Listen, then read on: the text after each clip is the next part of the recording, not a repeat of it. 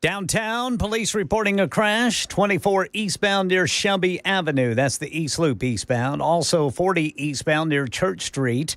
That's exit 209A. Then in Belmont, well, rather near Belmont, we got police reporting a crash, 440 eastbound at Hillsborough Pike. And then 24 eastbound near I-440. And then in West Nashville, 40 westbound at 46th Avenue, 51st Avenue. Traffic every 10 minutes every morning on Super Talk 99.7 WTN.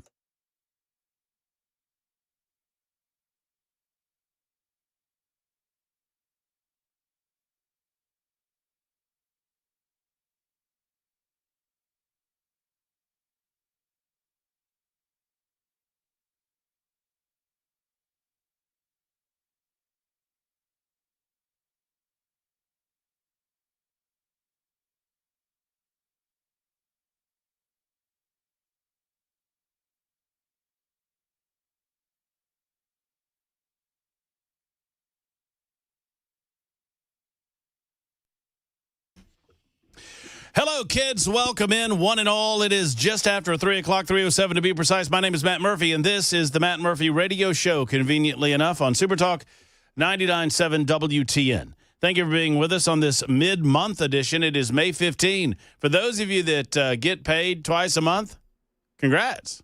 It's payday. Oh, what a glorious day it was. It was. I mean, it is, right? Yeah. Now I'm going to leave here after the show today and go blow it. You going to go gambling? Go blow it in Tunica. All right. You know? Yeah. I plan on doing some. There's the voice of Mason Fleming subbing in for the vacationing Chris Webber. He's got a youngster graduating from high school tonight, which is awesome. There's Ken Weaver back in the back room, News Closet B, gathering headlines constantly and chiming in whenever he wants because Ken runs the show. I don't know if you guys know that or not. What's up, Weaver? How about you? How's it going? It's going good. Yeah? Hot? Yeah, a little warm out there, but I like it. Oh, yeah. By the way, yeah, I was going to tell you. When I got in and I started getting the swamp butt. Swamp ass? I got the swamp ass, and I thought of Ken Weaver. I'm sitting there with the swamp ass in my truck thinking, oh, I bet Ken Weaver's just loving this.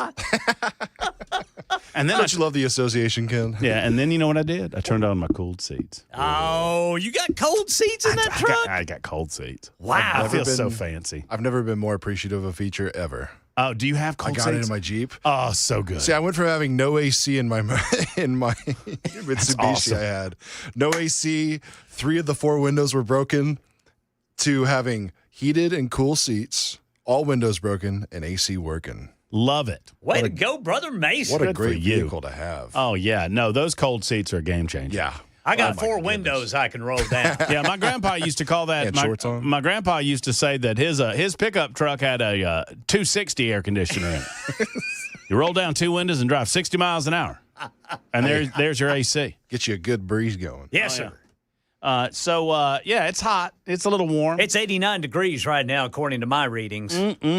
Yeah, but I'll be doing tomorrow around this time. I will be in the midst of some real estate speculation. Ooh. Oh, in really? in Tunica, Mississippi. Ooh. That's right. That's what we call golfing, Ken. I was getting ready to say.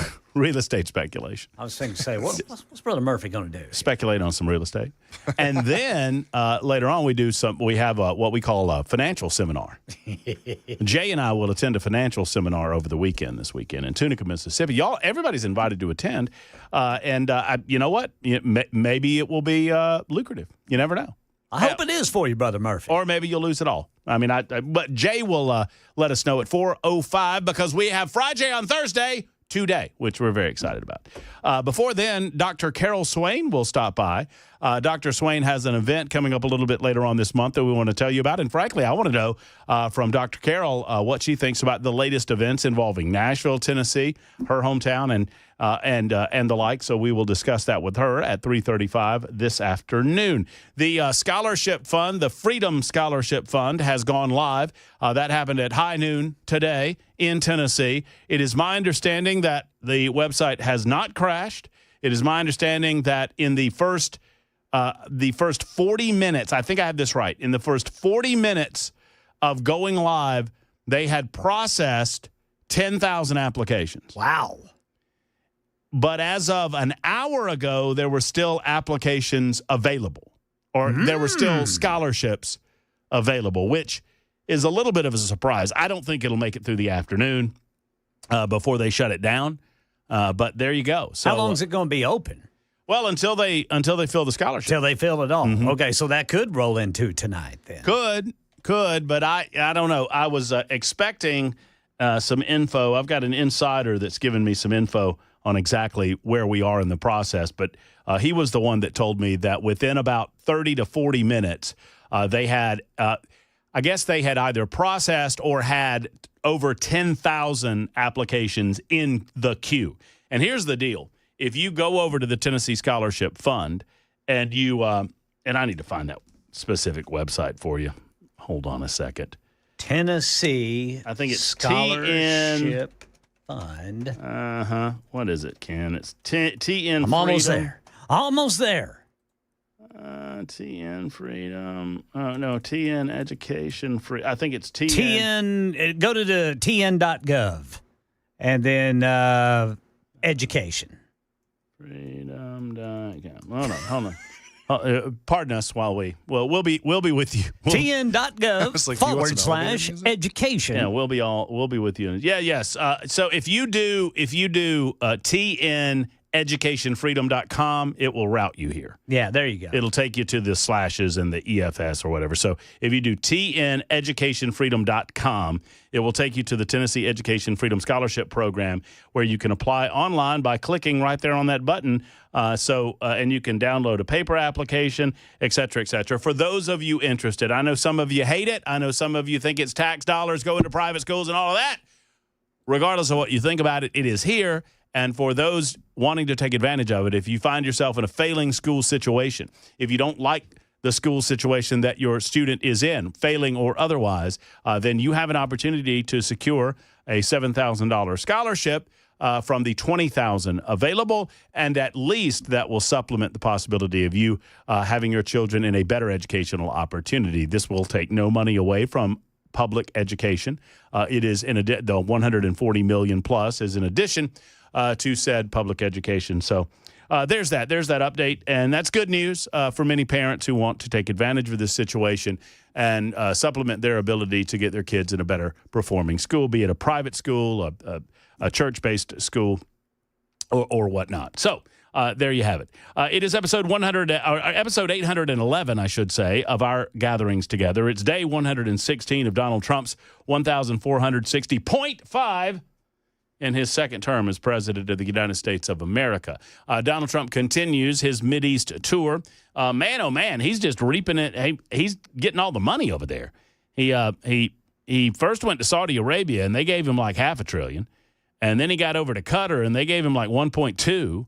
And then he got to the United Arab Emirates, and he cut a deal with them for like $1.6 trillion. I think I have these figures right. So some people are asking the question, well, why is Donald Trump going to the Middle East? Why is Donald Trump focused on the Middle East? Some are speculating that there's something going on here. Donald Trump, his first overseas trip during his first presidency was to Saudi Arabia. His first overseas trip during his second term in office was to Saudi Arabia. What's the story with that? I'll tell you the story with that.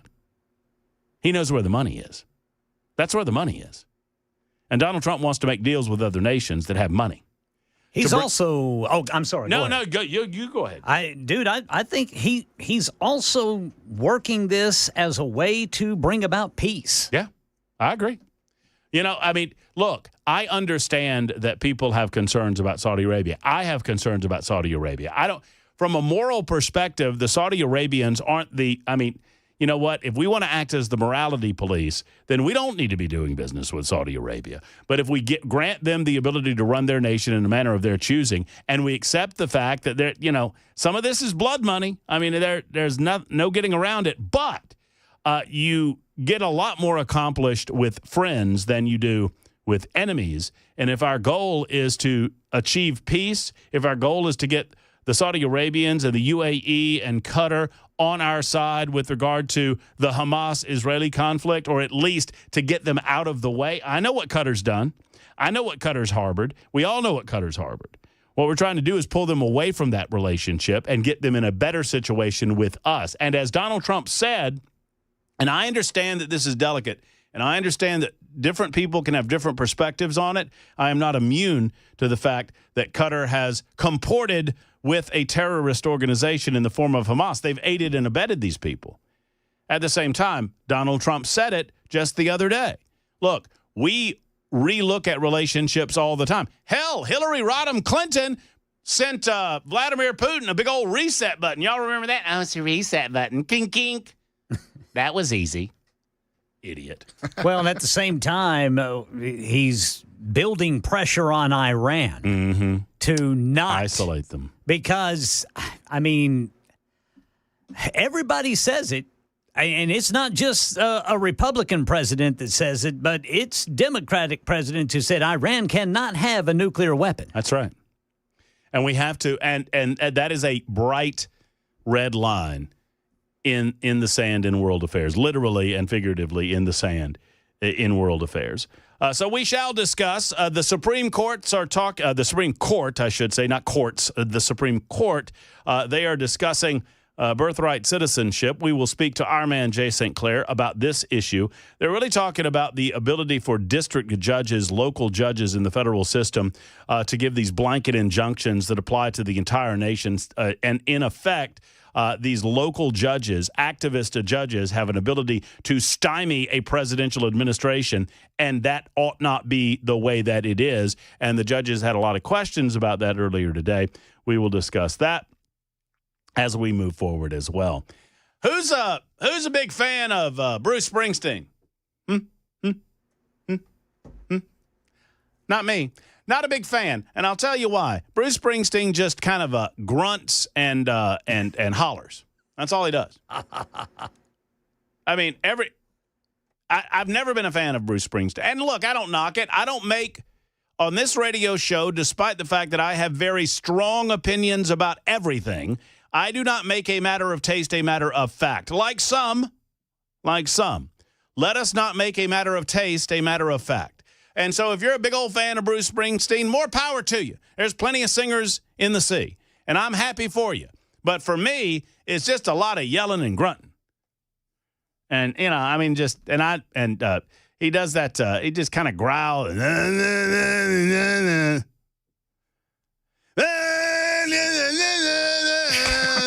Shut up.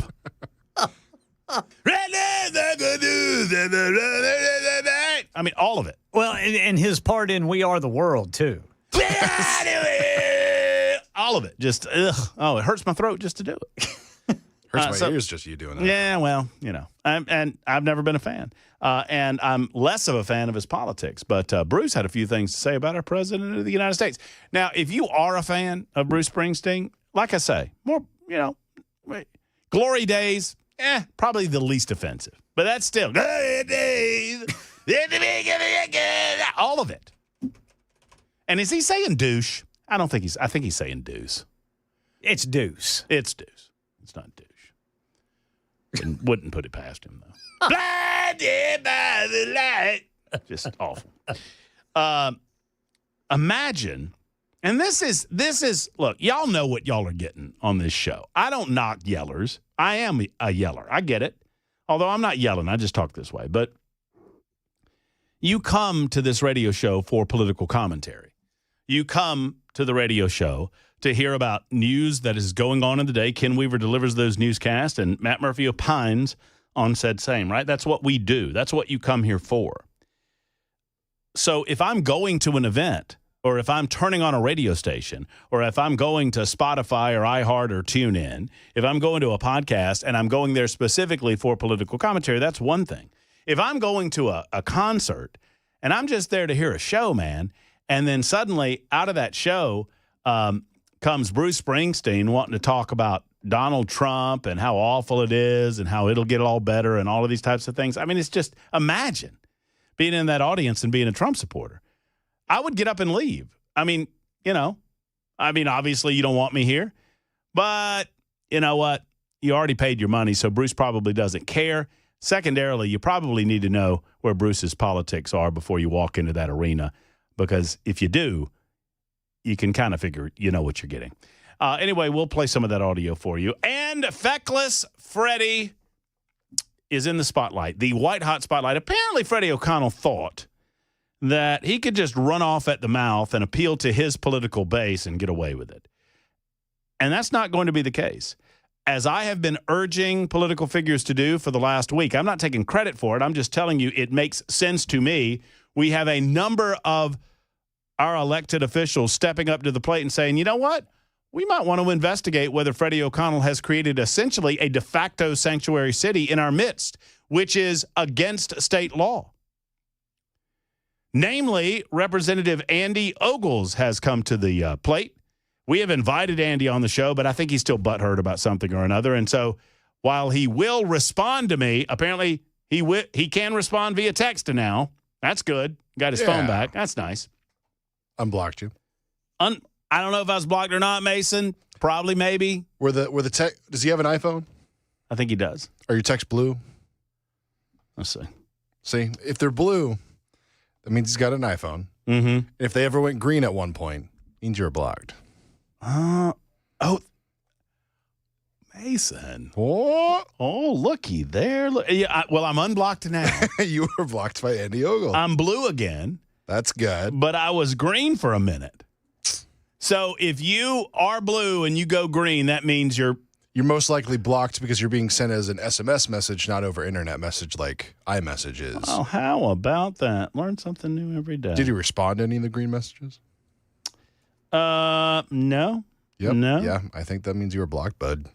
I still don't know what all that means. So it doesn't come back and they don't tell you like, hey, you're blocked. No. They just just the connection is cut off.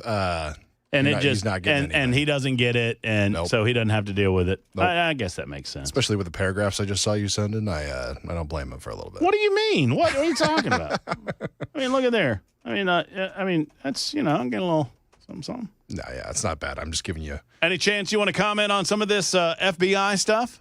That's what I said to him. I'm here if you need or want to speak publicly. And then a month later, I hope you're doing well. No idea if you have your phone or not.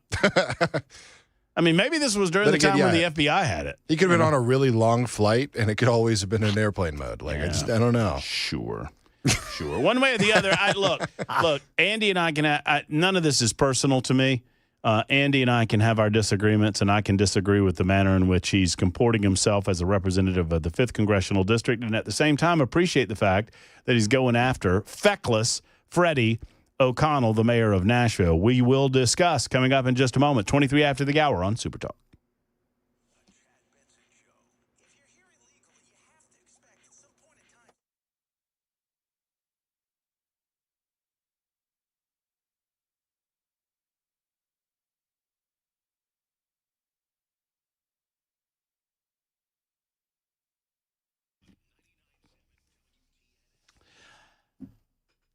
My fellas are out and about at Volunteer Outfitters in Hendersonville, and they want to see you. Tommy and his crew want to say hello. Now, it is officially a Thursday, and they do the T-shirt Tuesdays, but I'd like to tell you, and Tommy, if you're listening right now, just keep a tally, buddy. I'll pay for it.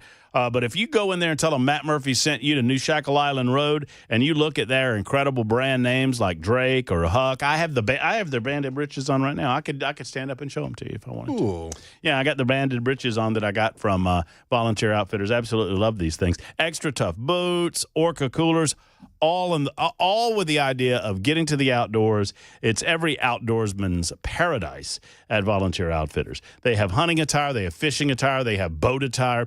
Go by and see them. They're open until 6 o'clock Tuesday through Friday, until 4 o'clock on Saturday. You can give them a call if you have any questions for whatever reason at 615-431-0824. That's 431-0824, or stop by on New Shackle Island Road. And if you stop by and buy something, tell Tommy to give you a shirt on me. I mean, he does T-shirt Tuesdays, but I want Murphy T-shirt Thursdays. So just keep a tally, Tommy, and I'll pay you when I see you next time. It's Volunteer Outfitters, New Shackle Island Road in Hendersonville.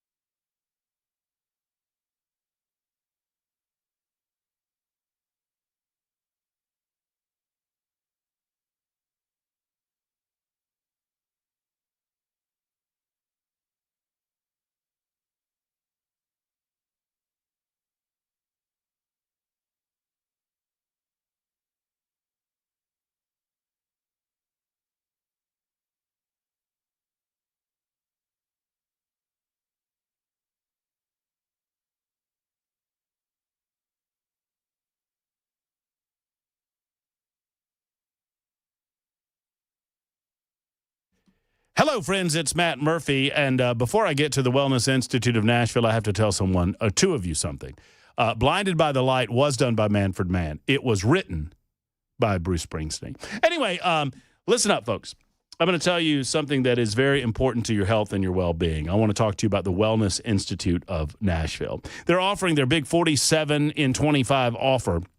That is in celebration of the 47th president of the United States of America, Donald J. Trump. 47% off non-surgical spinal decompression. Why is this important? Well, surgery should be a last option. We've told you about that, and Dr. Mitchell and Dr. Ashley can obviously go over some of that with you. But the bottom line is this. If you're in pain, you want something that can help you alleviate that pain. Non-surgical spinal decompression does just that. The machine heals the disc by opening it up so that blood, nutrition, hydration can get in there into the area and heal that spinal disc and heal the nerves. Knee decompression works very similarly, almost the exact same way. Dr. Mitchell and Dr. Ashley will give you a complete examination and prescribe that avenue of success for you to get pain-free in 2025. It's time to get it done, folks. 615-246-5009 or painisbad.com. I'm Matt Murphy, and the Wellness Institute of Nashville has my seal of approval.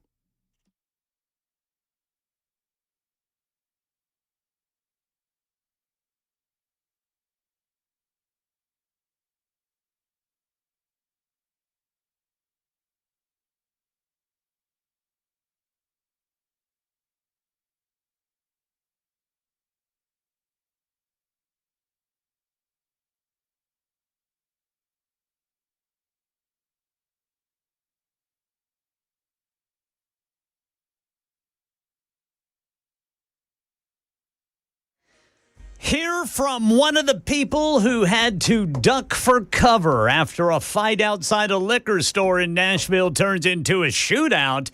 That's coming up at 3:30 on Super Talk 99.7 WTN. Man, oh man, it never gets tiring being right. I'll tell you that. I love y'all. What are they telling you? 3811 said, Blinded by the Light is Manfred Mann, not Bruce Springsteen. Blinded by the Light was written by Bruce Springsteen, released by Bruce Springsteen in 1973. It was not a commercial success. But Manfred Mann's was. Yeah, Springsteen released it as a single. I had to look this up. 1973, Manfred Mann and the Earth Band released a cover of that song in 1976, and it was a mighty hit. Oh, it was good. So real good. Oh, yeah. Oh. Brandon, wrapped up like a noose. Another runner in the night. Something like that. Something like that. I get very confused about those lyrics. And don't really like the song because, once again, Bruce Springsteen. Shut up. So we got from Billy, Matt, today is my 63rd birthday, and it's an awesome day because I get to spend it with you, Ken, Chris is excused today, Mason, and Jay. I may be alone now, but you guys make the days a lot better. Well, that's very sweet. Happy birthday, Billy. Billy, happy birthday. It is our honor to spend your birthday with you, and we love you, and we thank you for everything that you bring to the party. We appreciate you so much. It is 3:30 on Super Talk 99.7 WTN.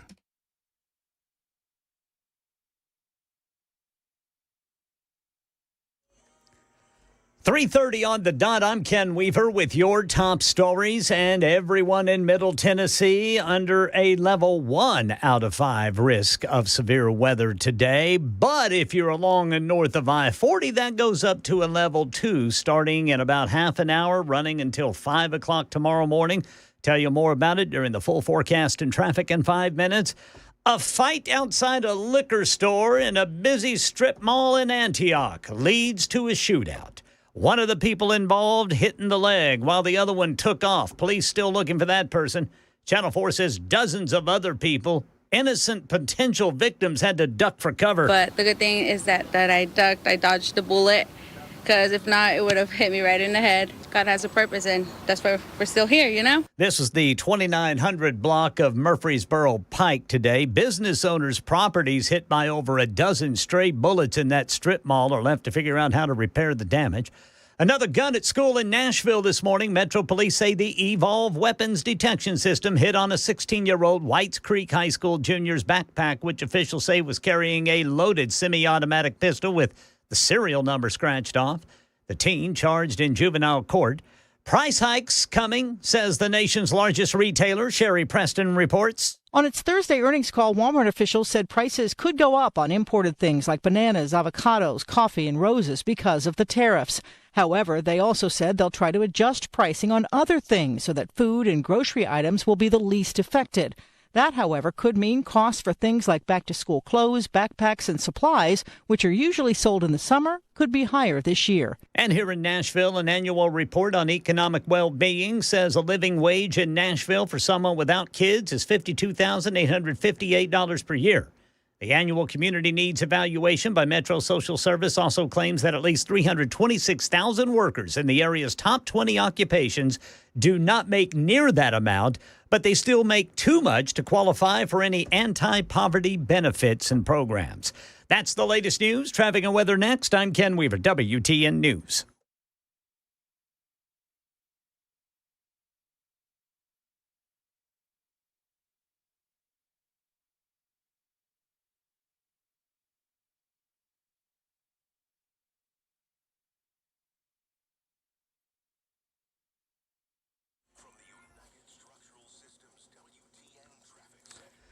All right, downtown, police say there is a crash that has just been cleared, but it's still slow going eastbound near Shelby Avenue. That's the East Loop downtown. Then in the Gulch, right lane blocked by a crash, 40 eastbound right after Broadway. Woodbine, police reporting a crash, 24 eastbound near I-440. And then in West Nashville, police reporting a crash, 40 westbound at 46th and 51st. That's traffic every 10 minutes, every morning on Super Talk 99.7 WTN.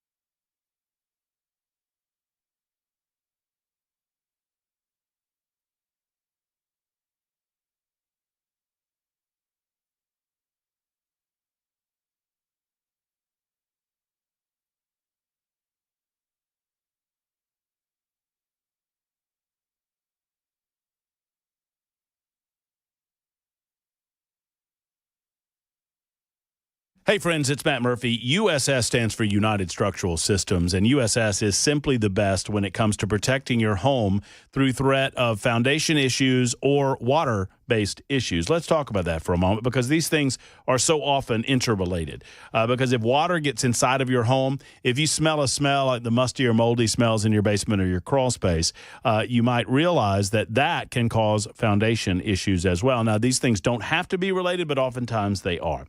If you have noticed any of the telltale signs, sticking doors, sticking windows, that smell that I mentioned, it's time to call USS. They are the best when it comes to solving these types of things. They've been doing it for over 30 years now, and they have almost 30,000 satisfied customers. Homeowners simply trust USS. They've been keeping homes stable and dry since 1994. Give them a call at 615-488-7855. That's 488-7855 or online at USSTN.com.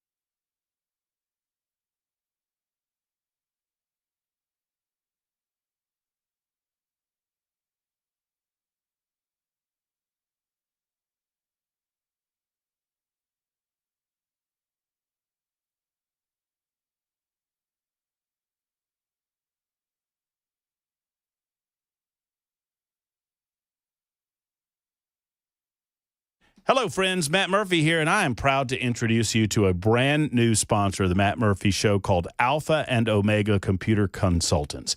Alpha and Omega is not new to the managed services industry. They've been around serving Middle Tennessee in small, medium, and large businesses with an incredible and exceptional IT service and cybersecurity since 1998. I sat down with these guys, and I was so impressed with their methods and the way that they do their business. The majority of cyber attacks target small businesses, medium-sized businesses. If you're a business owner and you do not have adequate cybersecurity, you are waiting for a disaster. If you're in the medical industry, when you contract with a managed service company like Alpha and Omega, they can help take on the responsibility of ensuring not only that you are taken care of with regard to cybersecurity, but you're also HIPAA compliant. In fact, they guarantee that you're HIPAA compliant, and they'll have all the security in place that if a breach were to ever occur, they have a paper trail showing exactly that you did what you were supposed to do. You get a real person on the phone that's located right here in Middle Tennessee, which is a special thing, too, for Alpha and Omega.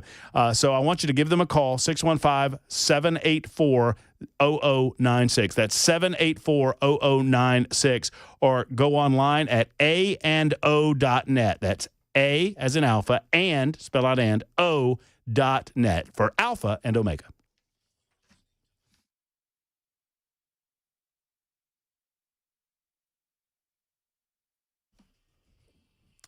Super Talk 99.7 WTN, 3:39. Thank you for being around with us. Busy day today. It is Thursday, my Friday. We will jump back into our conversation about Mayor Freddie O'Connell, and we may bring that up with our next guest as well, as she lives right here in Middle Tennessee, in Nashville, Tennessee. We all know Dr. Carol Swain. Obviously, she is well known to our listening audience, author of numerous books, and she was just telling me off a line that we are in the third, fourth, or fifth, and I can't remember which number she said, annual conference that she hosts called the American Dream Conference, and we're here to talk about that with Dr. Carol Swain.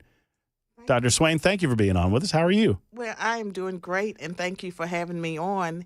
And you may not know that I ran for mayor of Nashville in 2018. Oh, I know. Oh, and came in number 2 in the special election, spent $150,000. And then in the general election, they changed the voting machines and also the ballot. That's not why, I didn't do as well. But I think I came in number 3 or number 4 in a field of 12 or 13. And it was a great experience, but it would have been a different Nashville had I won. Tell me how. Well, for one thing, I was very concerned about the corruption that we see permeating Nashville government. And it's been that way since Nashville was incorporated. And when I see Mayor Freddie O'Connell, basically encourage other people to break the law. He's willing to break the law. I mean, it distresses me because the actions he's taking make all Nashvillians worse off, but also the people that have fled to Williamson County. Mm-hmm. Like all the surrounding areas are affected by what happens in Nashville. No, and I impress that when we talk about Nashville, and I understand that it is human nature if you live in Sumner County or Rutherford County or Wilson County, as I do, or some of the surrounding communities, to think, well, that's not my issue. Well, as Nashville raises property taxes yet again, 27% this time around, as opposed to the 34% tax increase 4 years ago, many families have to make decisions about where to go, and that can put a strain and a stress on some of those outlying communities. Well, it certainly does, but also crime has a spillover effect. Mm-hmm. And so when you're not enforcing immigration laws and you're encouraging people to, in the metropolitan Nashville employees to violate the law as well, that is irresponsible. And if Mayor O'Connell is held accountable by the government, he could be indicted for criminal charges.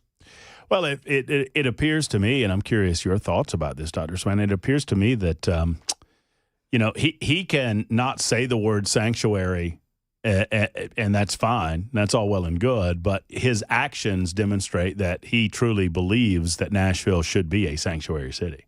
Well, I wasn't aware that he was not saying the word. Oh, he's avoiding it because he understands that that'll put him in a little bit of a Dutch with Immigration and Customs Well, Enforcement. he's already violated. He's already said everything. I mean, as far as I'm concerned, Nashville is trying to be a sanctuary city, I would agree. and they also tie in the hands of law enforcement. Would you consider another run in politics, like for mayor? If Mayor Freddie O'Connell was indicted for a criminal charge, I would give it serious consideration. In another special election. Yeah, I'm going to put that down as another reason why I want to see that happen. Just yet another reason. Talk to us a little about the American Dream Conference. Yes. My nonprofit is Be the People nonprofit. Instead of We the People, it's Be the People. And we put on an annual conference, the American Dream Conference. This year, the theme is revival. And it kicks off on May 30th at Richland Country Club with Dr. Ben Carson as the keynote speaker. We have entertainment comedian Brad Stein. I don't know if you know Brad. He's internationally known. I know of him. He's hilarious. Yeah. Well, he's a comedian, and we have Johnny Murdoch, a country western, where he's almost a star, but he's really good. He's going to be part of our entertainment, and we have a flutist, Kieran Miles, who will be playing during the reception. And that's the kickoff for our conference. The next day, there are panels. Dr. Ming Wang will he will do the breakfast speech. And the first panel is about progressive Christianity, woke Christianity, and what we can do about it. The second panel is on Gen Z, and it's all Gen Zers, the influencers, talking about how they're reaching other Gen Zers for conservative causes. And the third panel is on family and community, how to revive family and community. And the speakers are pretty well known. The lunch speaker is Bob Woodson from the Woodson Center. I don't know if you know Bob, but he's 84, 85 years old. He's a black conservative that has worked in the inner city, transforming lives. He gets his hands dirty. He goes among the people. He doesn't just give speeches, and he lifts people out of poverty, lifts them out of crime. He actually changes lives. And so he's our lunchtime speaker. No, well, I mean, as opposed to giving lip service to the issues that face so many people in our communities, actually getting out and getting your hands dirty and doing something about it. And I love Bob because he knows so much about black history that you never hear about how people came out of slavery and became millionaires, and how up until coming out of slavery in the 1920s and 30s, the black family structure was very much like the white family structure. It was only during the 60s that the dysfunction with single-parent households started. Before that, the world went to hell in a handbasket during the 1960s. It took families with it, including, no-fault divorce. That was a factor in the divorce rate.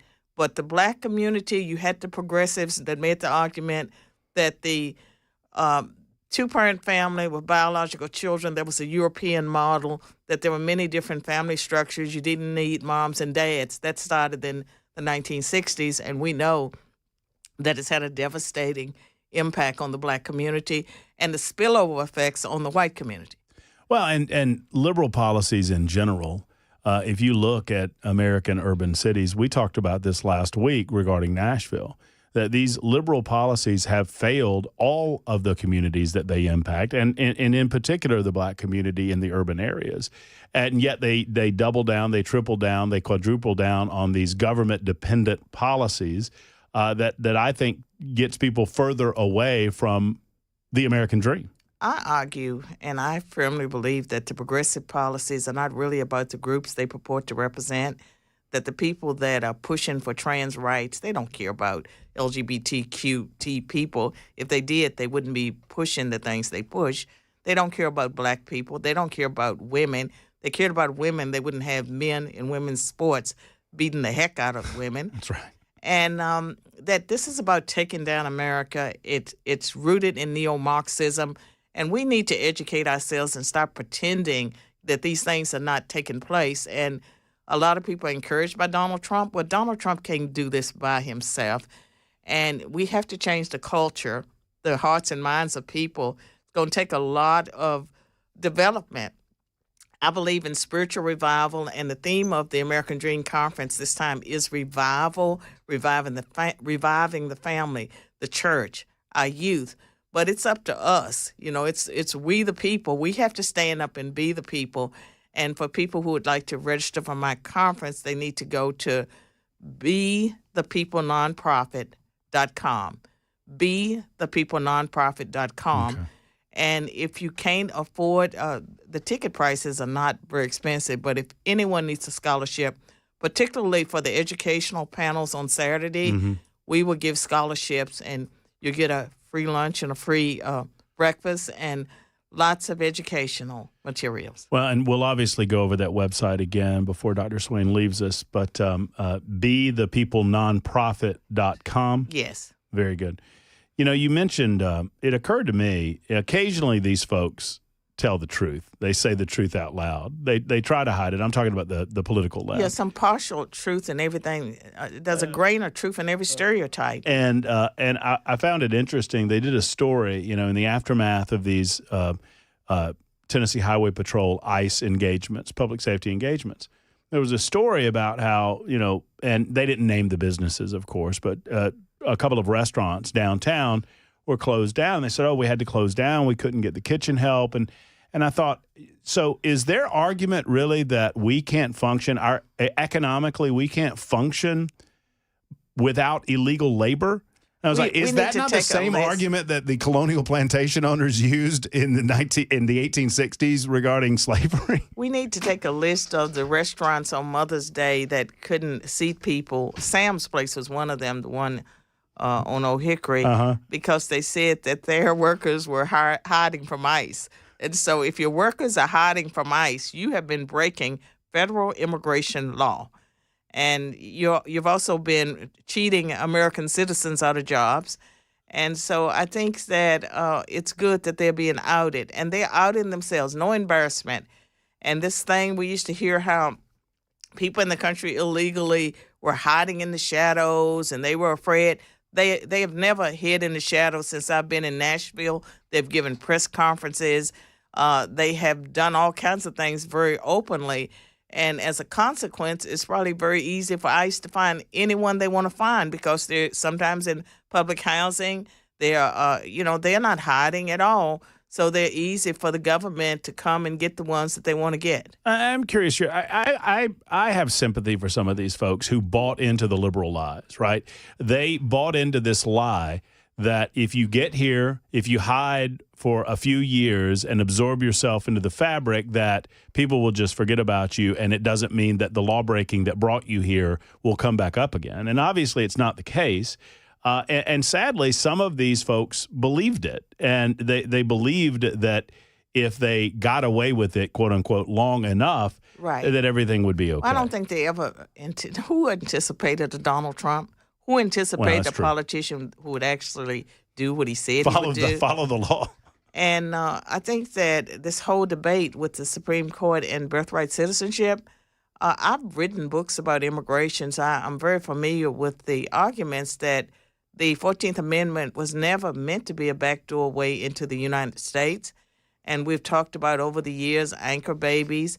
There were all these stories the media had that Donald Trump was deporting American citizens, and what it was mothers were choosing to take their American-born children, their babies, home with them. Right. He wasn't deporting them. The parents get to choose to let that child stay or go with them. Of course, a mother is going to choose, in most cases, for a child to go with them when they leave the country. It's still an American citizen based on the way we've interpreted the 14th Amendment. So I'm glad the Supreme Court is going to clarify it because it was never intended to be used as a backdoor way into the United States. Obviously, you will always be intimately involved in the backstory behind Harvard University because of the plagiarism that went on with Dr. Claudine Gay plagiarizing some of your work. I'm curious your thoughts on where we are in that saga. I mean, Donald Trump is not backing down one iota. pushing back against the woke DEI nature of the what was once a great university. Yeah, and I have a book, The Gay Affair, Harvard Plagiarism and the Death of Academic Integrity. And the Trump administration sent a letter to Harvard that listed a number of things they were guilty of, including not policing their faculty when it came to plagiarism. By last count, it was $2,450,000,000 in grants that Harvard is not going to get. They're suing to get it. And I think they're on weak grounds because they have been violating U.S. civil rights laws. And if Bob Jones University could be stripped of funds decades ago because they had a policy of segregation, why can't Harvard be stripped of funds if they are not protecting Jewish students, if they are allowing harm to come to Jewish students? And Harvard has basically, like, they have argued that they have academic freedom, they can do whatever they want. Okay, you can have your academic freedom, you can do whatever you want, but you can't do it with federal dollars. Be like Hillsdale and don't take federal money. Don't take the federal money. They have a $53 billion It's insane amount of money. Spend your money. Right. Dr. Swain, we could spend all day talking with you, but one final question on this point, and then I want to get back to the conference and make sure that people have that website to sign up for it. You said something right before we came on air. I'm hopeful about where we are regarding DEI, and you're so learned in this subject. Are you hopeful that we've kind of we've gotten over the hump regarding making people aware of what the true nature of DEI is, as opposed to what the liberals wanted us to believe? I think people have DEI and affirmative action fatigue, and that most of the businesses, as far as I can tell, people are pretending like Donald Trump didn't sign 2 executive orders, one ending DEI, the other ending affirmative action. Because just about every company or corporation with more than 50 employees has an affirmative action office. That did happen.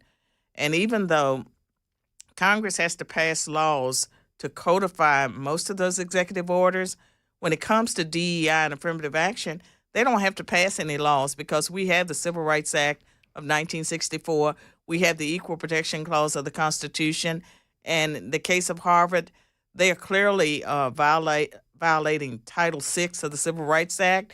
And so I think that people don't realize that that was maybe one of the most significant things that was done. And it can't be changed with another stroke of the pen because it's grounded in law. There's no new law that has to be passed. Trump did something that Reagan didn't do. He erased Johnson's 1965 executive order, which violated the laws of the land. Dr. Swain, we have to end it there, but let's get the website back out for your American Dream Conference coming up at the end of the month. In addition to so many speakers, Dr. Ben Carson's going to be here, obviously Dr. Carol Swain herself. Give us the website one more time. BeThePeopleNonprofit.com. BeThePeopleNonprofit.com. If you need more information, email me at carolmswain@gmail.com. Thank you so much, Dr. Swain. Thank you. There's Dr. Carol Swain. We'll be back in a moment, 56 after the hour on Super Talk. We got it. Okay, we got a lot done.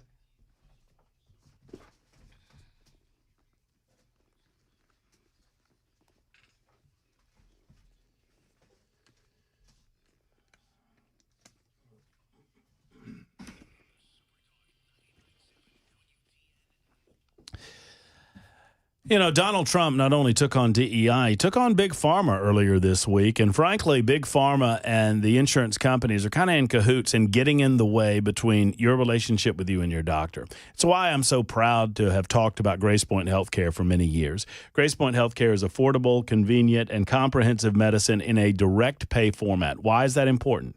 Well, you pay Grace Point because they don't want the insurance company getting in the way of their diagnosis and their communication with you about best practices moving forward and getting you better. It's the bottom line. Plus, you know what you're paying.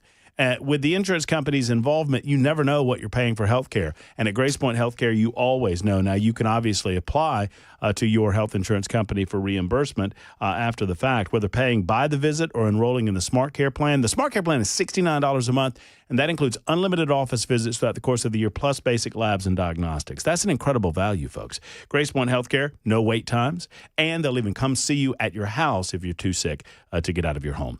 Go to Grace Point Healthcare in Franklin, 599-6868 to schedule an appointment. 599-6868, exceptional medicine at your convenience. Grace Point Healthcare, modern medicine delivered the old-fashioned way. That sounds great. I might check.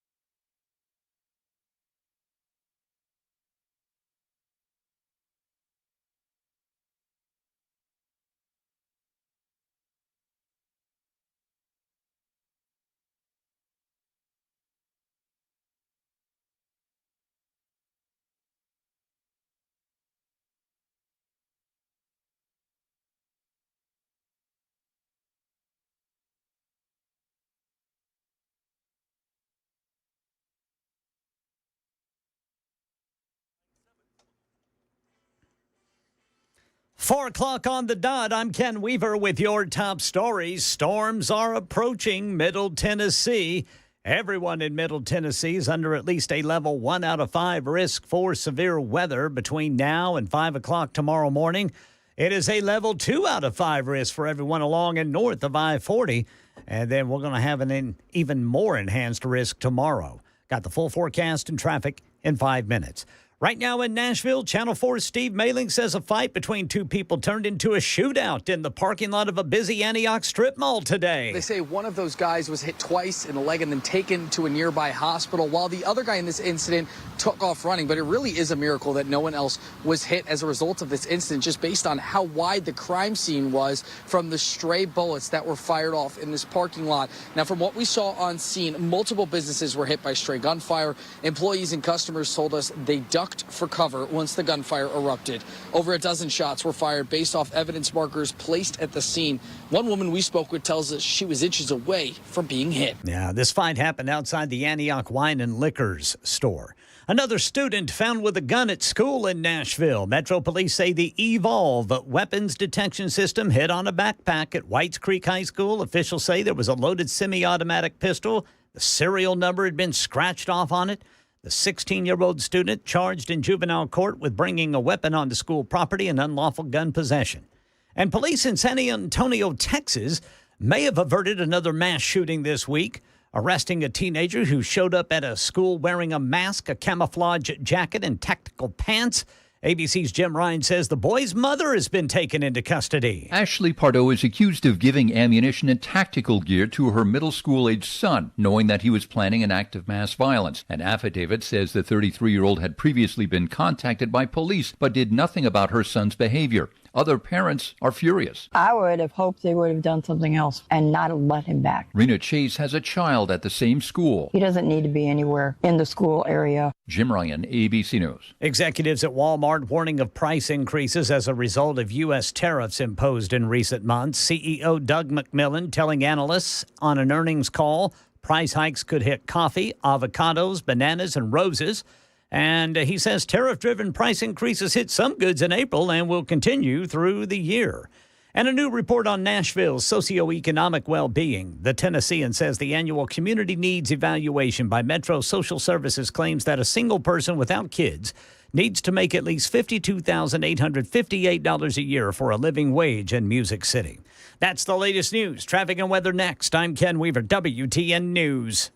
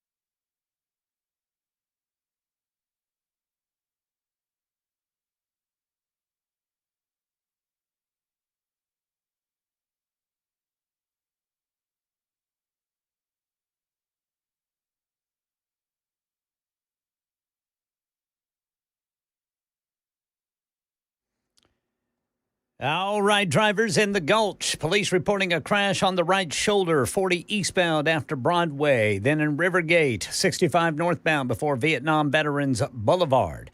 June Lake, Williamson County Highway Patrol reporting a crash 65 northbound. And then it looks like Nolensville Pike just south of Harding Place. Police reporting a crash there. We've got Highway 100 at Pasquo Road in Pasquo. And then looks like 65 southbound between Gallatin Cross Plains, exit 112, and Springfield White House, exit 108. And Robertson County, TDOT reporting a crash there. Traffic every 10 minutes, every morning on Super Talk 99.7 WTN.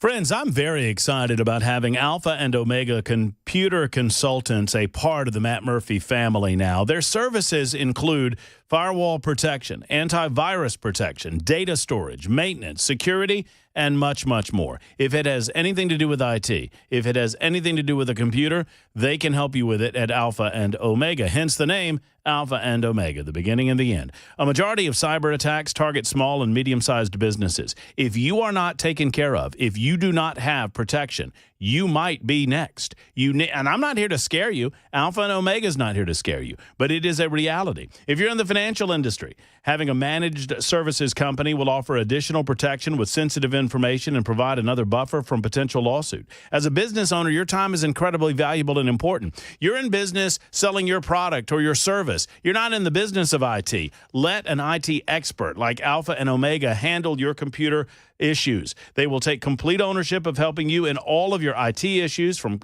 internet, whatever it might be, you name it, they'll take care of it directly. If you're a business owner, your IT expenses are tax deductible. And if you're coming up on renewal time for your annual managed service, I encourage you to contact Alpha and Omega today. 615-784-0096, 784-0096, or go to aando.net. That's A, the letter A, and O, the letter O, .net.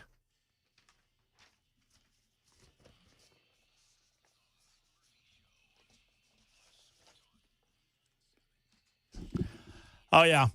Thanks again to Dr. Carol Swain. What a wonderful guest she always is, and what a wonderful response she always gets from Middle Tennessee. We thank her for her time today, and so many of you wishing her well on the super text line, and I passed those well wishes on to Dr. Carol Swain. 9 minutes after 4 o'clock, a Thursday edition in progress of the Matt Murphy Radio Show on Super Talk 99.7 WTN. We'll get back to Freddie O'Connell. Feckless Freddie, we're calling him. Oh, the nicknames, they roll off the tongue, but I'm sticking with Feckless Freddie. In as much as he talks a good game, but there is that's all hat, no cattle behind his blathering about how he believes in the health and safety of the citizens of Davidson County. And at the same time, by the way, speaking of that, when I was coming in today, I don't know if there's been any reports on this. I don't know if any of y'all have seen this, and this was not in Davidson County. This was in Wilson County. There were a number of state troopers in Wilson County on I-40 coming into Nashville, pulling people over. Now, they were doing it on 24 in Rutherford County, too. Were they now? Interesting. So, I mean, and so I don't know if this is just a different health and safety operation or a safety operation that they're initiating outside of what they were doing in Davidson County, or is this a continuation of it? I don't know, but they were pulling folks over who had violated some sort of traffic laws and, checking their documentation. Well, it's been reported that the Tennessee Highway Patrol has entered into that agreement with federal illegal immigration enforcement authorities. Right. I think it's with ICE 287G or something like that. Right. So the Highway Patrol has entered that agreement, and that is in addition to 6 other counties in the state, including Sumner County, right here in Middle Tennessee. There you go. So y'all just be on the lookout, and just, look, for the most part, for most of us, it's all about, maintain that speed limit. Don't drive too fast. Don't weave in your lane. Don't get pulled over for a stupid reason and get a ticket. Sounds like some of those people might need a lawyer. Some of those folks might need a lawyer. It's true. I know a lawyer. Don't I know somebody? Seems like you do. I feel like I do. I'm going to point, and you're going to hit it. Just hit it. Yeah, there you go. Yeah. I know a guy who knows a guy. He is the finest legal mind I've ever known. He is my best friend. He's a good Tennessee man. He is our law buddy. He is my gambling buddy. Mm-hmm. His name is Jay St. Clair, and he joins us now for Early FRIJAY. FRIJAY on Thursday starts right now. Hey, Jay. Hey, buddy. Jay, I've got a question for you. Yes, sir. How you doing? I thought you might ask me that. Mm-hmm. If I were any better, Matt, I would be Kyle Larson. Oh, man. He's got a big week, doesn't he? He's got a bigger week than we do. I've been watching some of the practice today, and he's an incredible guy. It's going to be really. I hope he is able to make both races, and I hope he finishes both races. So we'll see. For those uninitiated or those that don't know, obviously Jay and I are big motor racing fans, and the Indianapolis 500. Jay, you'll have to correct me on certain details on this, but this weekend is qualifying for the Indy 500, right? Right. And then, I think it's actually Monday. Okay. But yep. And then next Sunday is the big race. Yeah, Memorial Day weekend. It's always on Memorial Day weekend. And yeah, so that starts, I think, at 11 o'clock Central Time. They race for 500 miles, and Kyle Larson, who's an NASCAR guy, is trying to make that race. He'll have to qualify his way in. And then after that race, he's going to get on a jet. Although, I don't know if you saw this. Trump apparently is going to be at the Indy 500. Uh-huh. And so they may shut down air traffic around there. Oh. Yeah. So, but, Trump's not going to stop Larson from doing the double. Oh, he might give him maybe Trumpy should give him a ride. Yeah, give him Air Force One. Wouldn't that be cool? And so, once he finishes that race, he's going to get on a fast plane, head to Charlotte, North Carolina, where he is going to try to run the Coca-Cola 600-mile race. So he is going to attempt to race 1,100 miles in one day. Wow. And, I don't know. Tony Stewart did it. Didn't he do it once? Did Tony Well, Tony did it. Yeah, Tony did it, and he had the highest finishes. John Andretti did it. And somebody else did it. Why do I think of Kyle Busch? I don't know if it was Kyle. No, but Busch didn't. I heard an interview from him the other day. He had a deal all put together. Sponsors, cars, Chevy, everybody was in. One person stopped it. Really? Was it his NASCAR ownership? Well, yeah. He was a coach. Joe Gibbs. Huh. Joe Gibbs wouldn't let him do it. Oh, well, I guess from his perspective, Right, he's got a business run. Yeah, I guess so. Well, I'm glad that Hendrick is allowing him to do it, and they're they're fully behind him doing it. And, absolutely. And if you are a racing fan at all, you know that, Kyle Larson is, he's the premier wheelman in the sport. When I say wheelman, he can get behind anything and drive it. Right. That's right. That's what makes a real race car driver. He can get in any kind of race car and immediately go very fast. I can't do that. I saw him. Did you see? I forget what they're called. They're the little smaller, I don't think they're quarter midgets, but the ones with midget cars, the ones with the big wings on top of them. Yeah, midget. Yeah. Wing sprint cars. Cars. And somebody got into an accident and then he got into it and flipped. It was that's crazy racing right there. That dirt track racing. Well, that's where he came up doing that stuff, And remember when he got banned from NASCAR? He went back to that and won a bunch of races, and then Rick Hendrick got him back in. Well, he reminds me a lot of our version of Tony Stewart, 2025 version of Tony Stewart, because absolutely because Tony Stewart, if you said, "Hey Tony, you want to go racing?" he would say yes. Does not. Well, do you know what Tony Stewart is doing now? No. He's drag racing. And he's good at it. He finally got married. Well, his wife's a big-time drag racer. Oh, that's awesome. Yeah. That's pretty good. You know what his hobby is? What's that? Racing. Yeah. That's right. Got all the money he ever wants. So his job, racing, hobby, racing, right. Pastime, racing. What does he do in his off time? Race. Races. Jay, your job here and otherwise, and you get paid otherwise. You get paid better other places than you do here. I know that for a fact, is to break down the law. And I'm curious what your thoughts are about oral arguments today before the United States Supreme Court. Tell us what's going on up there. This is a really technical case, man. I listened to a fair amount of the oral arguments. I can't predict the outcome, but this is what it's all about. Excuse me. Trump has been very active his first 100 days, right? More executive orders than any president. Well, a number of those. So then they filed lawsuits to stop him. And this one actually has to do with the birthright citizenship issue. We had an executive order just saying we're no longer going to recognize that. Well, they filed a lawsuit in a very friendly venue, think San Francisco. And then a judge issues an injunction that shuts it down nationwide. Doesn't shut it down just for San Francisco or even just for Northern California. The judge intentionally makes that injunction, stop order, nationwide. And there's a lot of debate about that, whether that should be permissible or not. And that's the issue that's in front of the Supreme Court today.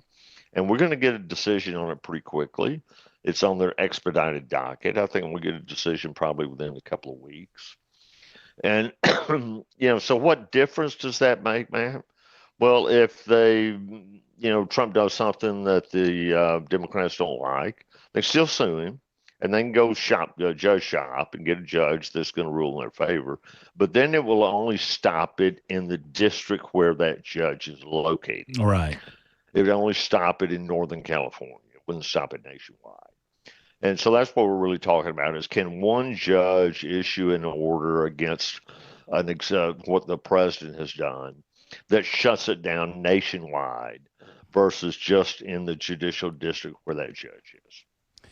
And, I've learned in our many, many years doing FRIJAY together and talking with you about it. You've taught me a lot about the law over the years, Jay. And one of the things you've taught me is don't even pretend like you think you know what the judges are going to do, because you don't.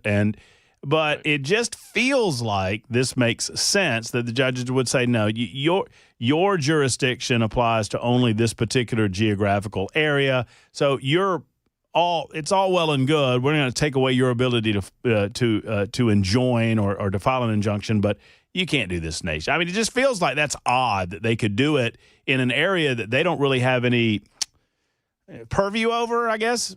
Right. I hear what you're saying, but here's the deal, man. The Supreme Court has addressed this issue before. Okay.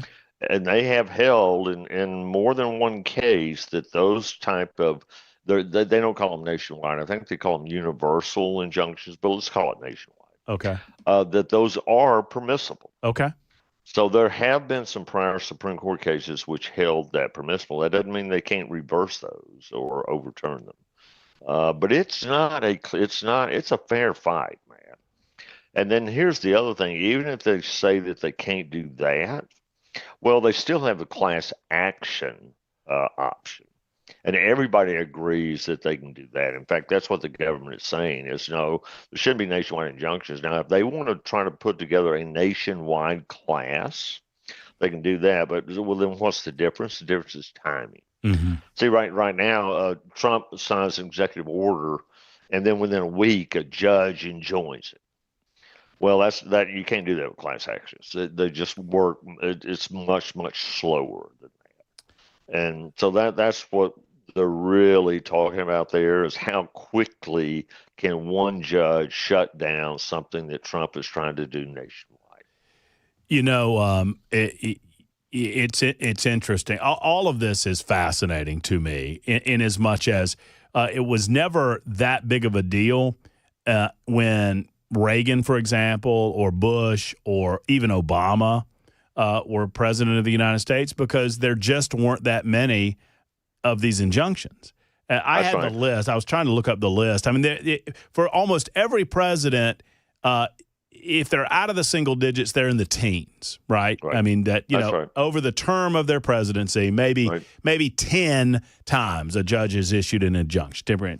Right. And with Trump, I think we're up to 40 in his second term alone. Yeah, no, that's right. But I'll say this about that. There was some discussion about that in oral argument and certainly in commentators.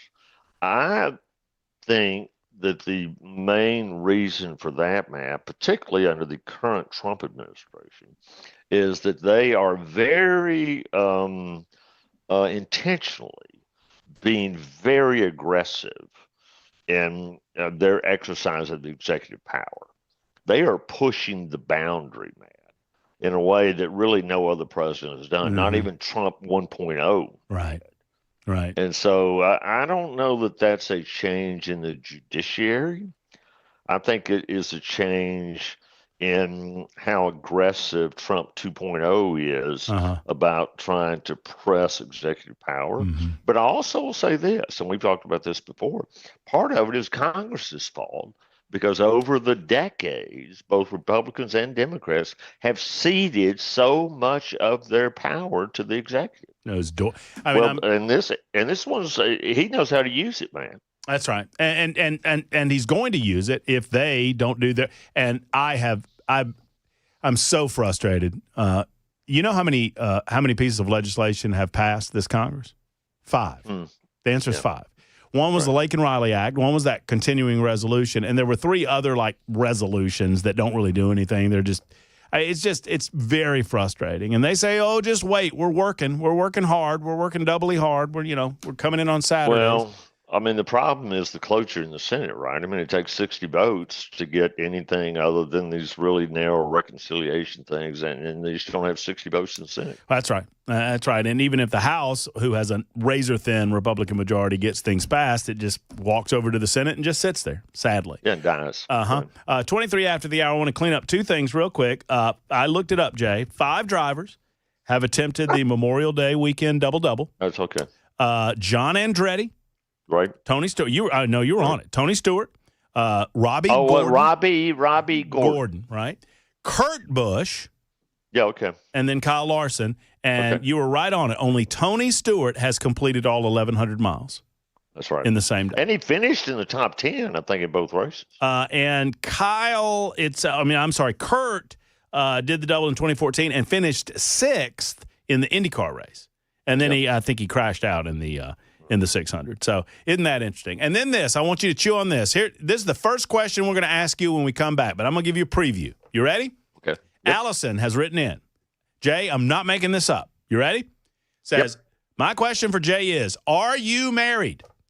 I don't play golf or gamble, and I've never been to a car race, but he could just talk to me all day long. So, was Allison the one last week, right at the very end, somebody wrote in and said that she had a secret crush on me? Well, I think that might be the same Allison. Well, Allison, the answer is I am single, so that does not have to be a secret crush. We'll get back to Jay in just a moment, 24 after the hour on Super Talk 99.7 WTN.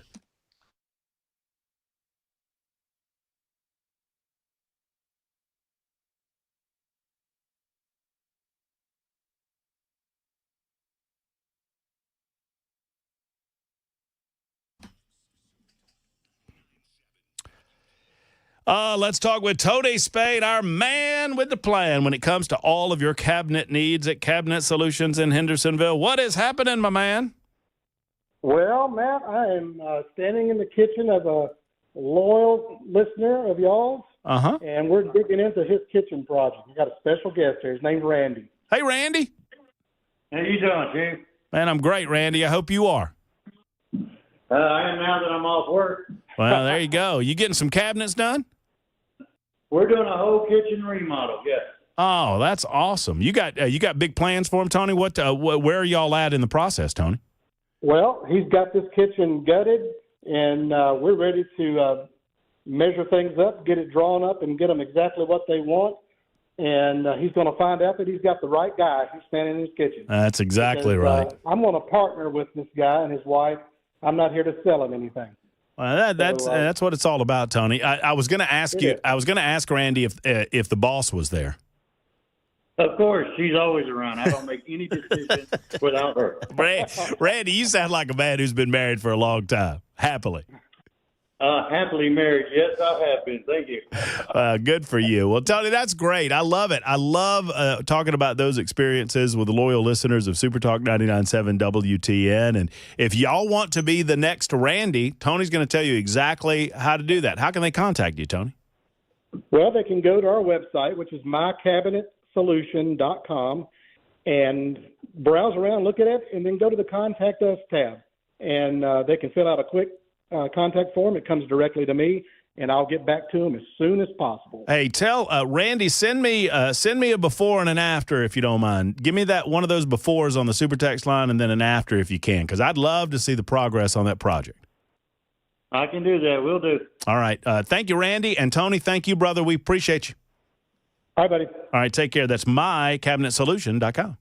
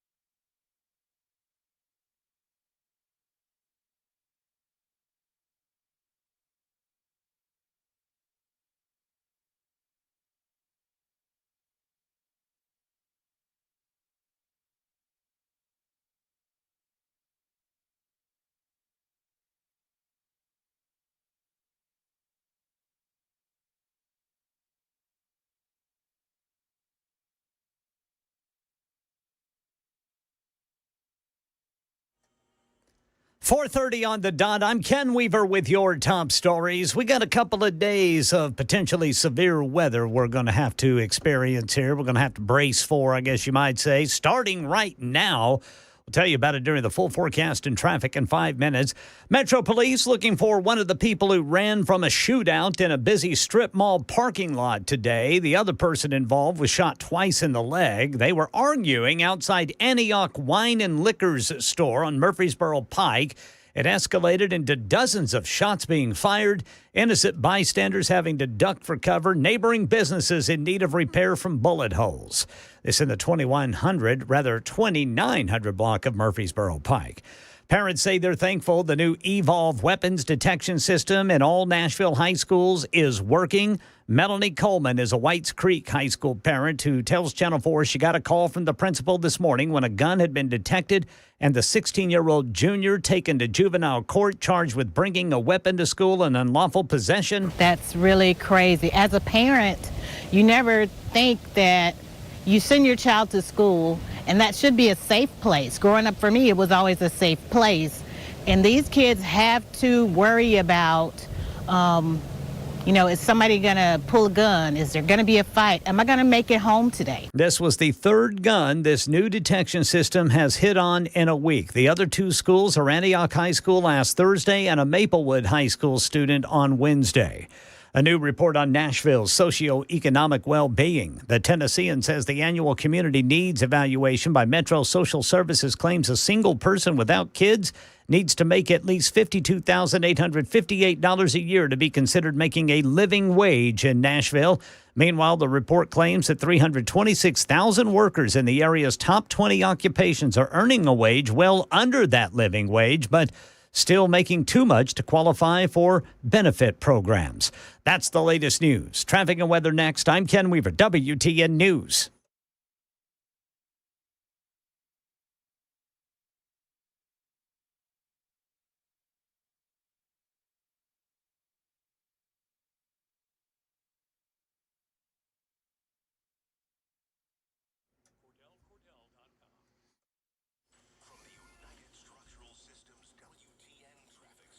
The Gulch police reporting the right shoulder blocked by a crash 40 eastbound after Broadway. Then Rivergate police reporting a crash blocking the right lane 65 northbound before Vietnam Veterans Boulevard. Over by the airport, injury crash reported 40 eastbound at Briley Parkway. Watkins Park, a stalled vehicle blocking the center lane 40 westbound after Charlotte Pike. In Williamson County, the Highway Patrol reporting a crash 65 northbound before June Lake Boulevard.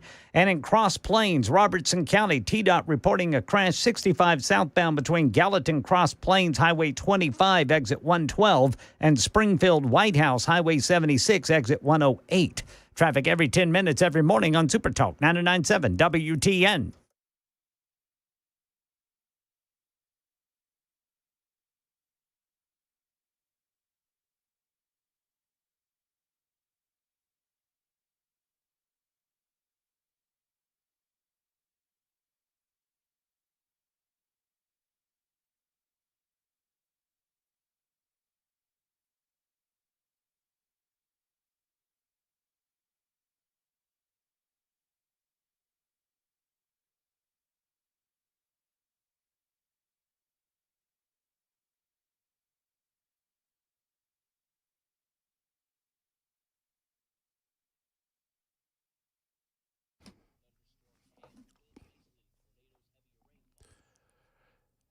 Folks, the Tennessee Men's Clinic, they're here for you when you need them. Now, I often talk to men when I talk about the Tennessee Men's Clinic, but I want to talk to you ladies as well. Have you noticed that your guy maybe has lost a certain level of interest in bedroom activity, intimacy with you? Now, this is not, there's nothing against you. The fact of the matter might be that he has the want to. He just doesn't have the how to, because at a certain age, if you lose testosterone levels, you can lose that ability. Well, if this is the case, let's get it handled by calling the Tennessee Men's Clinic. Schedule an appointment for one of their qualified urologists. They have two locations. One is in Midtown Nashville. The other is in Cool Springs, just south of the city. And they are there for you. Gentlemen, this is discreet. This is professional. And let's get it done. Let's get this behind us. All we need to do is get in there. They'll give you a comprehensive examination. They'll get some blood work done. You'll have answers day of, right? You don't have to wait for days or weeks. You'll have answers the same day as to what's going on inside of your body and what they can do to affect real change in your intimate life. TennesseeMen'sClinic.com or 615-208-9090. 208-9090.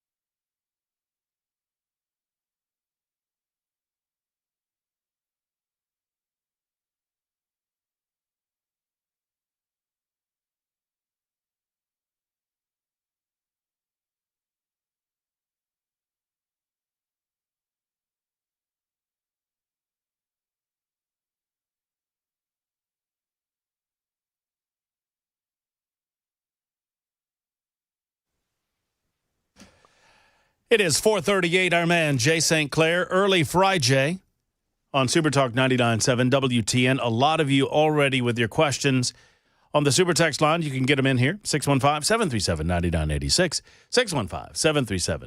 615-737-9986. Many of these questions are of a serious nature, and we'll get to some of those. This one, I do appreciate. Every single Frank, this is not really a question, more of a statement of fact, Jay, and I just want to share it with you. Okay.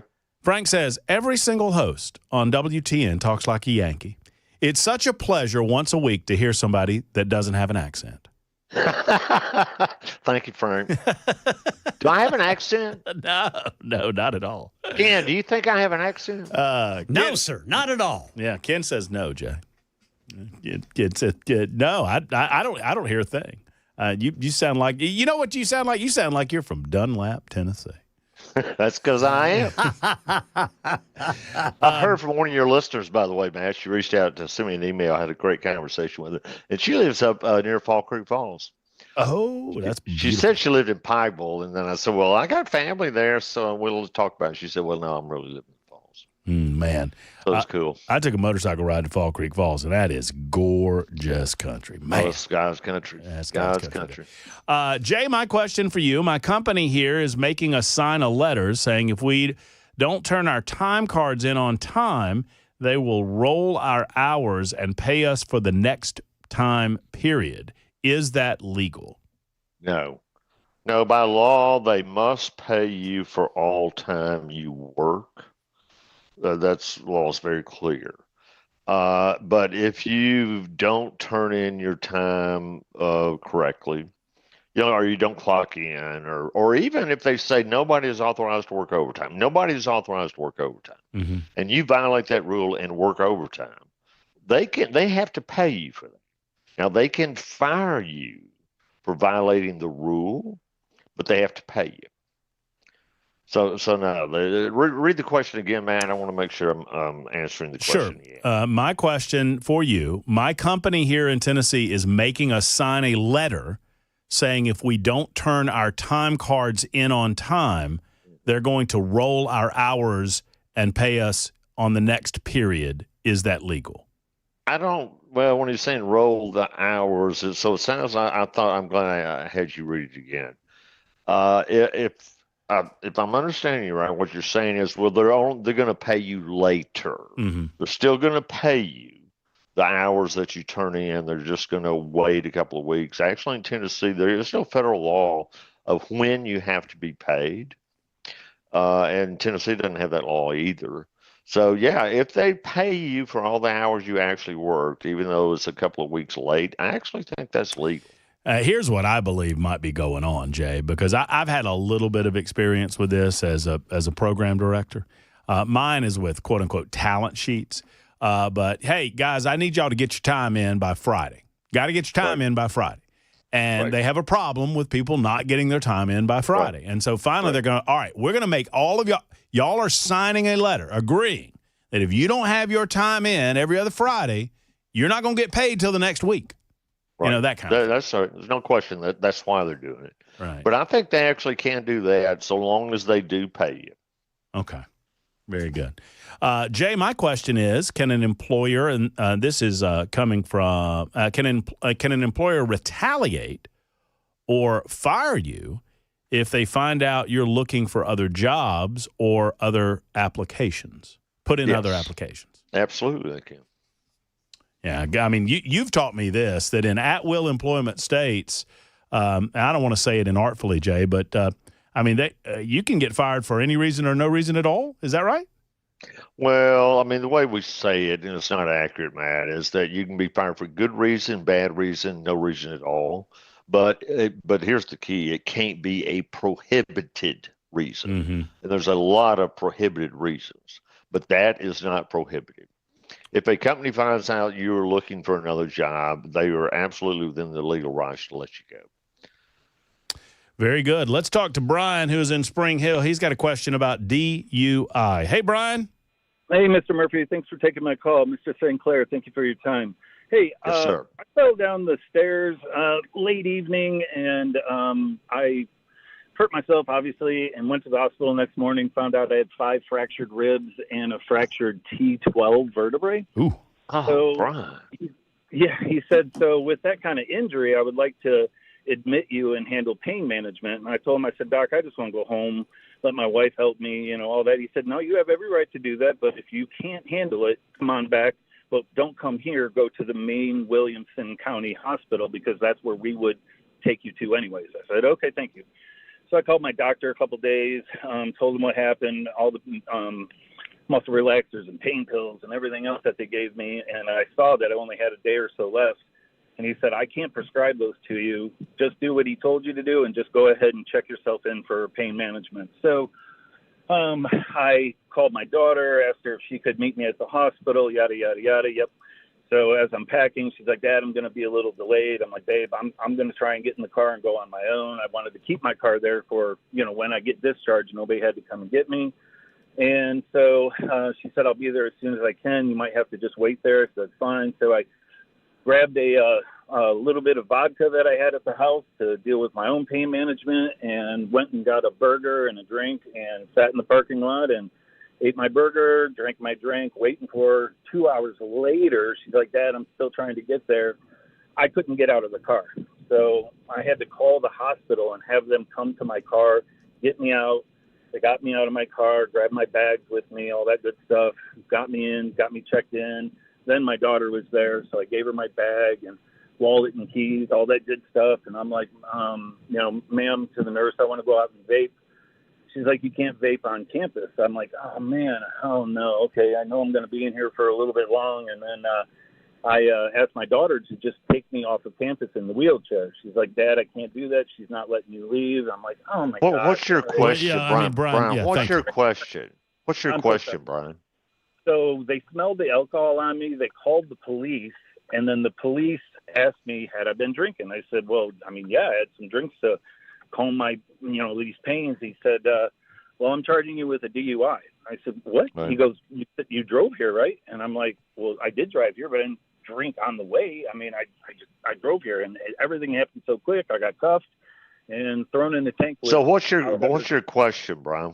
Tell me how I can help you. Can I get a DUI without being in my car? I was already at the hospital for 2 hours. Well, yeah, if you drove while you were intoxicated, yes, you can get a ticket for that, even if when they give you the ticket, you're 10 miles away. But if they have evidence that you were intoxicated while you were driving a car, that's violating the law. Right. So if they have given you a ticket, my advice to you, you need to get a lawyer for this, Brian. Unless you're willing to just pay the ticket. You don't want to fight this yourself. You need a lawyer for this.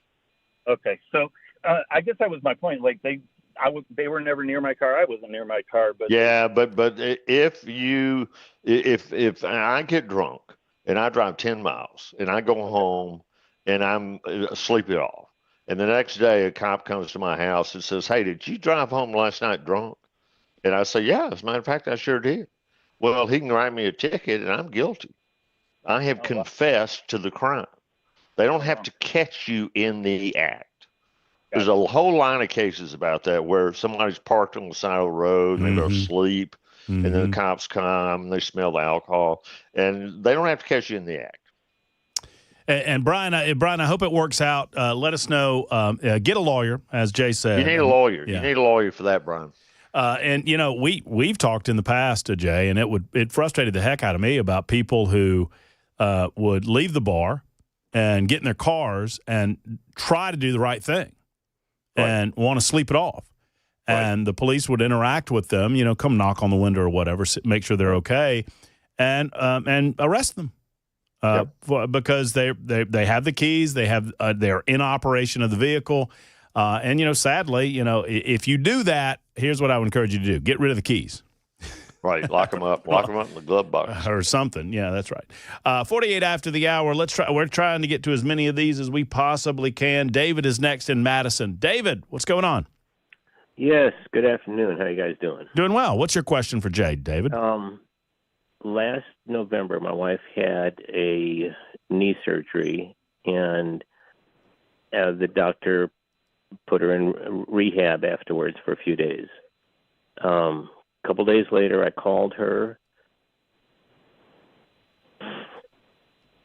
When she picked up, the first thing I heard from her when she answered was her hollering for help.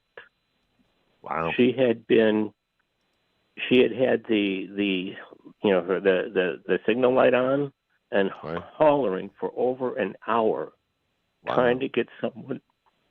So tell me how I can help you, David. I don't know. Is there anything? And also the. Well, is she okay now? Is she okay now? Oh, yeah, she's fine. She's fine. Do you want to sue the facility where she was? I don't know. Well, if she if she doesn't have any permanent injury from the facility, you're going to have a hard time getting a lawyer to take that case. Of course, yeah. But and the facility itself, I took several pictures of her room, just pathetic. Well, what you do have the ability to do, David, and I'm not trying to rush you, but we got so many folks on the line that want a little time. What you do have the ability to do is to tell people about this particular facility, and I mean, the word of mouth matters, and you can certainly alert people to the troubles that you've had if you choose not to sue. I don't like I say, I don't mean to rush you, and I'm sorry that happened, but I hope everything works out, and I'm glad that there's no permanent issue. Jerry, you want me to go to line 5 there? Line 5. Donna is next on the road. Hey, Donna, how are you? Hi, how are you? Great. What's on your mind, Donna? What's your question for Jay? So my mother died 10 years ago, and she had an acre of land with a double-wide trailer on it. And there were 3 of us, me, my brother, no will, nothing like that. She just died, and there it goes. So they wanted me to put it through probate, and I said no because they wanted me to pay for everything, and then they wanted to sell it. Well, I have property that is attached to that, so I don't want to lose the property. But it's been 10 years, so where do I stand at this? One of my sisters passed away, so she's no longer in the picture. It's just me and my brother. And so I'm like, okay, what do I need to do at this point? Well, the property is still in your mother's name. Yes. Right? That she owned the property. So you got to get the property in you and your brother's name. You've got to go through probate. Okay. That's the only way.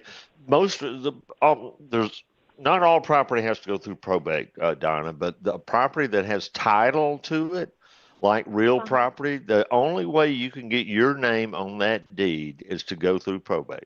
You just have to do it, and you can do it now. The 10-year delay is not a problem, but that's the only way you're going to be able to get the deed in your name. And the way it works, actually, there was 3 of you, even though one of them has passed away, then that one's descendants, or their kids, may take a child's share. So, but, they may not even care. How much is the property worth, Donna? Oh, probably under 100,000. It's not. It's just a little acre in a hollow, and it's got a. Yeah. Does your brother does he want half of it? Well, he's got a lot of health issues, and so I think he was just waiting. I think we've been waiting it out to see who was going to survive first. Okay. No, I got it. Well, you can talk to him, but you're just going to the only way to get that property in your name is to go through probate, Donna. That's just the way it is. So if we didn't do that, do the grandkids have a right, like on his kids or my kids, do they have a right to just go and put it in their name, or does it have to go through us first? Well, no, I mean, you could wait. It could sit there. Nobody else is going to do anything with it, right? I mean, they can't steal it from you. So you could leave the property sitting in your mom's name until both of y'all meet your maker. And then at that point, it's kind of the grandkids' problems. I had a situation similar to this in my family. My father apparently had it's an old piece of family property out in Texas, and that I didn't know anything about. And so this guy's going around the country finding all the descendants several generations later, getting them to sign over the deed so that they could put the whole property together because it had gone through generations without any wills. And so the property was still in my great-great-grandfather's name. Wow. And so that's the situation you got, Donna. So no, you can just let it sit there, stay in your mom's name, and then when you and your brother go to meet your maker, then your grandkids have to do it. Okay. Well, fantastic. Well, thank you so much for your help. Donna, thank you for the Hey, telephone Donna, call. Yeah. Donna, you still there? Yeah. I love guessing where people grew up based on their Okay. accents. You have the most unusual accent. You're a very chipper, happy person. So Everybody I knows. can't figure you out, but I'm going to guess you grew up in Middle Tennessee. I did. What In the part? Hollows of Bethpage. Bethpage. What'd you Well, say? Beth Page? Is that what you said, Don? I did. Oh, Yes. well, Yep. that's nice. Well, Yes. you have a beautiful voice, Donna. Well, thank you. Well, Donna, thank I you. got dark blue eyes, too. Did you say dark blue eyes? That's right. Everybody loves my eyes. Oh well, Donna, I'm gonna have to see that to believe that. Thank you, Donna. Well, thank you, guys. All right, Bye. take care. All right, final question, Jay, because we got to go. But this is probably the most important question we're going to answer today. Okay. John wants to know, what time do the hard way 10s start? Well, Matt and I have actually been texting each other about that. If everything goes according to plan, Matt, I hope, let's see, 1 o'clock, 5 o'clock, I hope we are rolling the bones about 6 p.m. tomorrow evening. And I won't get to the hard ways. I'll have to get liquored up first. So I probably won't get to the hard ways until about 8. And once the hard ways start, we got about another hour and a half, 2 hours, and then we're done. That's right. Jay, love you, buddy. I'll see you tomorrow. Looking forward to it, buddy. All right, take care. There's Jay St. Clair. That's FRIJAY on Thursday. It's 55 after the hour on Super Talk.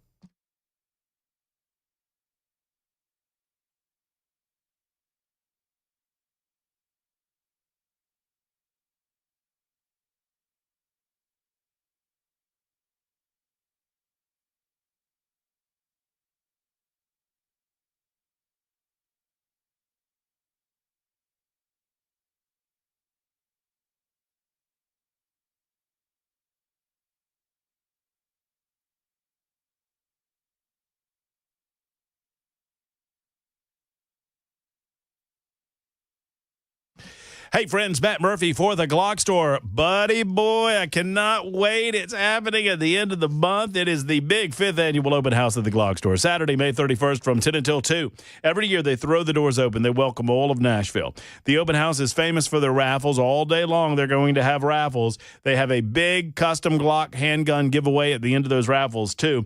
Plus, they have incredible sales on ammo and other types of accessories. You just have to see all of it, optics and the like. You just have to see all of these things to believe it. More details as the party draws closer, but for now, save this date, Saturday, May 31st. Come by, tour the shooting rooms, Neverlane's rooms. You can even experience full auto shooting in their full auto room at the Glock Store during the open house. I know I'll be there. I'll be there from 10 until 2 saying hello to you, and I hope you are as well. The Glock Store's 5th annual open house, May 31st, minutes away from the airport, worth the drive from anywhere.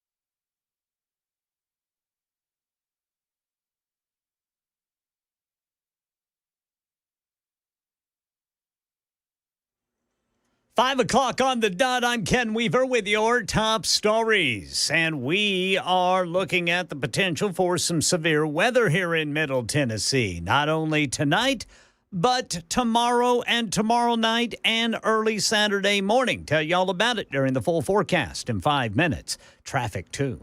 Right now in Nashville, Channel 4 Steve Mailing from a parking lot where people just going about their business ended up scrambling for their lives. Police say it was an argument between two men outside a liquor store at this strip mall in Antioch that led to bullets being fired. It also led to all the customers inside these shops ducking for cover. Yeah, it was outside the Antioch Wine and Liquors store on Murfreesboro Pike. One of the people shooting the guns was hit twice in the leg, while the other person involved ran away. Police still looking. Right now in Nashville, Evolved Technology has led to the arrest of another kid with a gun at school. Metro Police says the technology hit on a 16-year-old Whites Creek High School junior's backpack this morning, had a loaded handgun. The pistol had an extended magazine. The serial number was scratched off. The teen being charged at juvenile court with bringing a weapon onto school property and unlawful gun possession.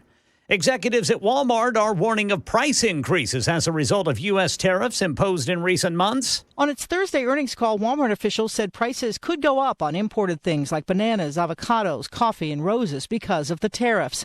However, they also said they'll try to adjust pricing on other things so that food and grocery items will be the least affected. That, however, could mean costs for things like back-to-school clothes, backpacks, and supplies, which are usually sold in the summer, could be higher this year. Sherry Preston reporting. A new report on Nashville's socioeconomic well-being. The Tennessean says the annual community needs evaluation by Metro Social Services claims a single person without kids needs to make at least $52,858 a year to be considered a living wage for Nashville. Meanwhile, the report claims that 326,000 workers in the area's top 20 occupations are earning a wage well under that living wage, but still too much to qualify for poverty relief programs.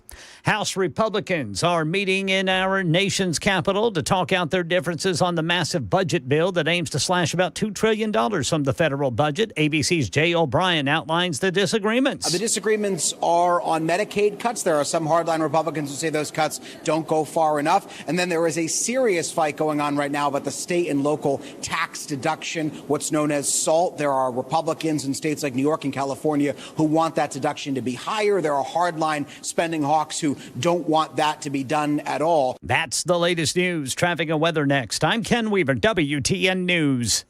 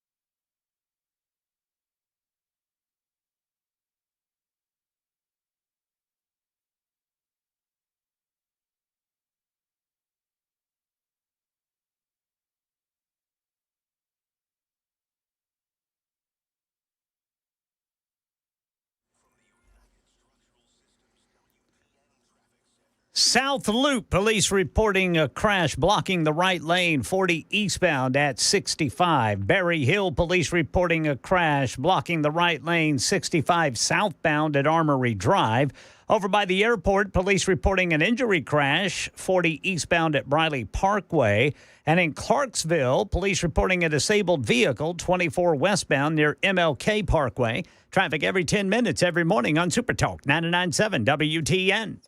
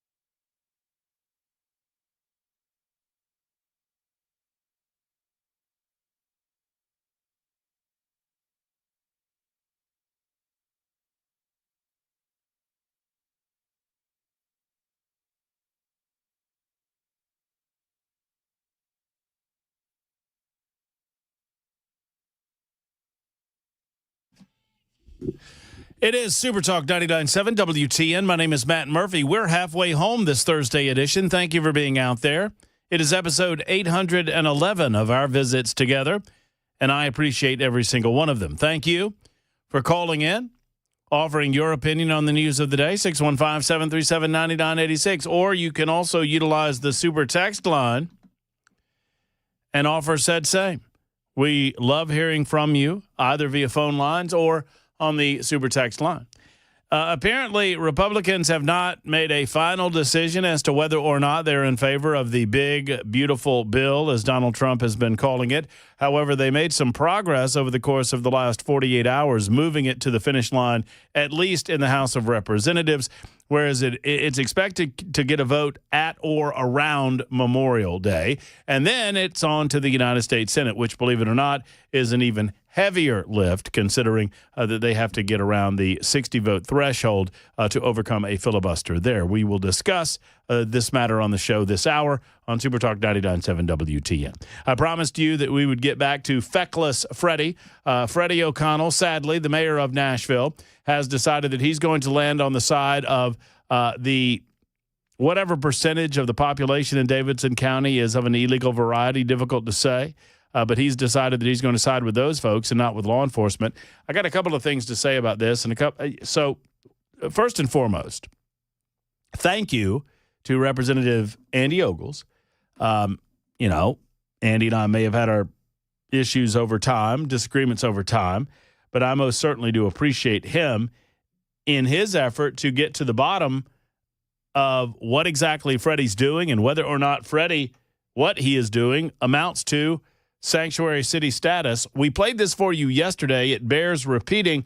Here's Representative Andy Ogles having a conversation with the Secretary of Homeland Security, Kristi Noem, during a recent congressional hearing. Instead of thanking you and your leadership and thanking the president, the mayor of Nashville criticized and attacked law enforcement verbally. He then instructed members of law enforcement to report any communication with federal authorities. He then directed the Police Community Oversight Board to direct citizens to file complaints against law enforcement if they cooperate with federal law enforcement. Considering we've seen a 400% increase against federal law enforcement, do these types of statements and actions by a municipal leader concern you? Yes, absolutely. They perpetuate the violence against law enforcement officers. And what happens many times then is that our agents within the Department of Homeland Security go into situations with no backup, with no local response of people who know the communities, know the routes, the roads, or the needs to emergency services that may be there. So it absolutely makes them much more vulnerable to a situation to which their lives could be in jeopardy. Yes, ma'am. And if a municipal leader is found to be aiding and abetting illegal immigrants to evade federal law enforcement, would that be a criminal act? Yes, I believe it would, sir. And if elected officials impede ICE or Homeland Security in doing their job and pursuing illegal immigrants? Would that be a criminal act? I believe so. So there's Kristi Noem testifying before a committee hearing in front of the House of Representatives. Representative Andy Ogles from the 5th Congressional District of the state of Tennessee offering his thoughts on what he believes is aiding and abetting illegal alien activity. Andy doubled down on this concept, saying on X, the X machine, Mayor O'Connell is obstructing ICE and protecting criminals, including traffickers and a convicted child predator. That's not leadership, it's lawlessness. If any Nashville agency undermines federal enforcement, I'll use every tool in Congress to hold them accountable. Ogles, whose district includes much of Nashville, said the mayor appears to be interfering with ICE operations. He made this statement in front of Kristi Noem. He has also made the statement on Fox 17. Freddie O'Connell, the mayor, wants to side with criminals. That's his choice. I'm going to side with the people of Tennessee. We're going to uphold the law. I stand with Kristi Noem. I stand with our law enforcement. I stand with ICE, and we're not going to back down. I applaud the effort to get a federal investigation as to whether or not Freddie O'Connell or any of the others on the Metro Council, Sepulveda or whomever, maybe it's Representative Afton Ben, maybe it's Sandra Sepulveda who's on the Metro Council, maybe it's this Jenny Welsh lady on the Metro Council, I don't know. But if anyone is violating or if they have gone beyond what they are allowed to do, and you know what? They have freedom of expression. They have freedom of speech. What they cannot do is interfere with a lawful Tennessee Highway Patrol and ICE operation, which it appears that they are attempting to do. Freddie O'Connell doubled it down on Executive Order 30, by which he says that no one within the Metro Nashville Police Department is allowed to interact, or if there is any interaction with Immigration and Customs Enforcement, that those individuals that interact must, underline must, immediately inform the mayor's office. And then there's this. And I received this, a tip from a loyal listener to the show regarding the Nashville Fire Department. My source within the Nashville Fire Department says that this has filtered down to the fire department. The discussion was on General Order Memo 25058, and it was authorized by William Swan, the Director Chief of the Nashville Fire Department, and issued by Tim Henderson, the Deputy Director Chief, regarding Mayor's Executive Order number 30.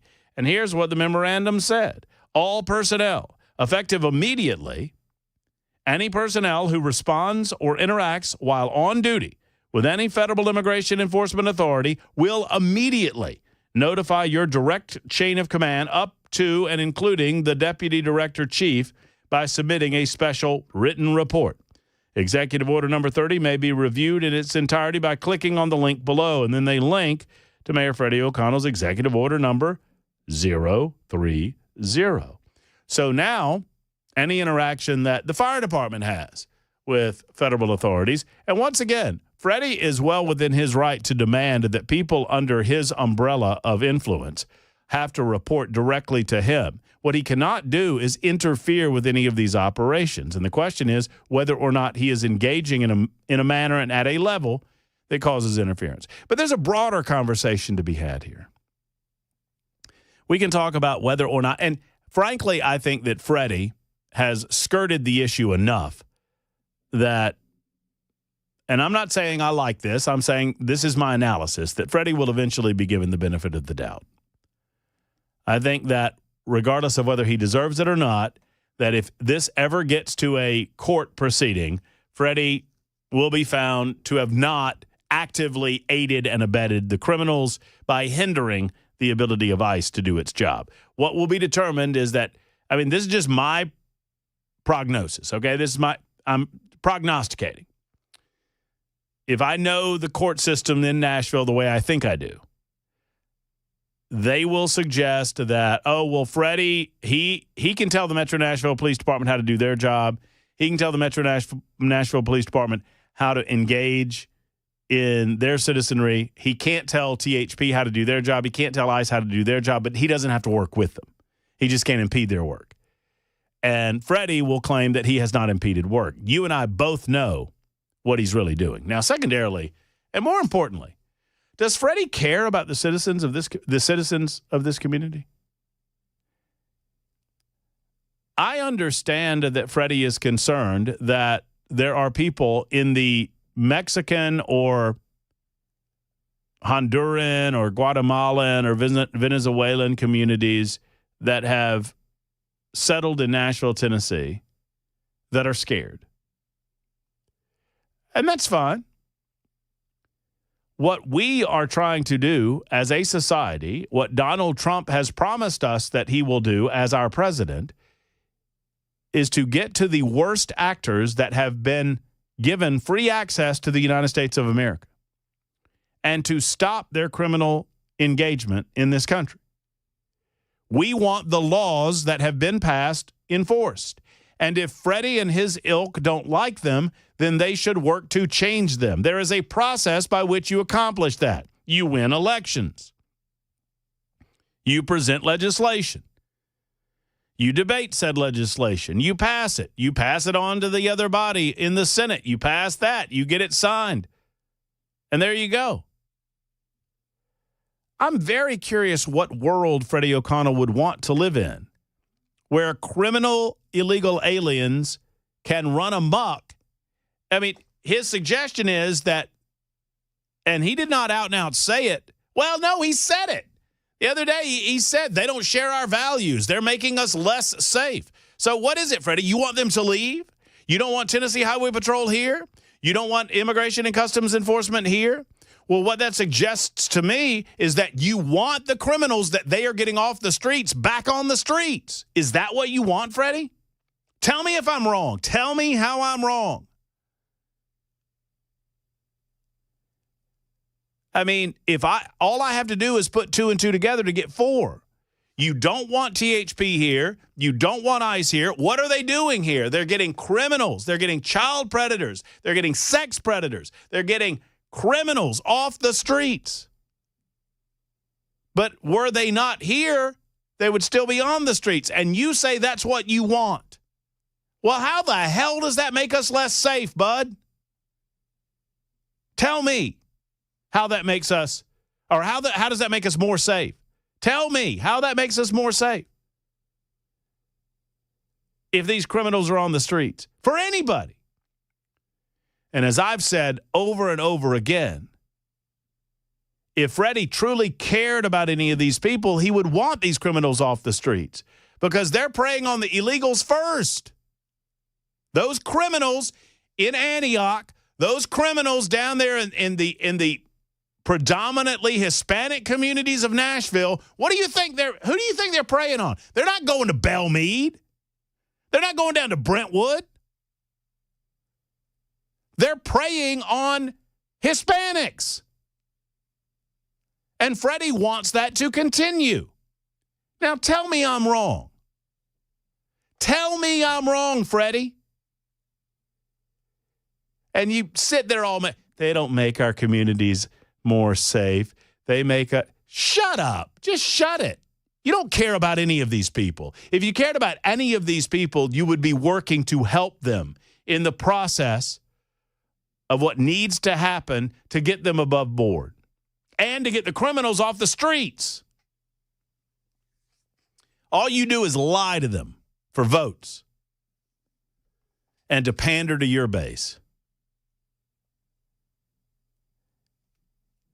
If we do not follow the law, if we pick and choose those laws which we follow, the laws mean nothing.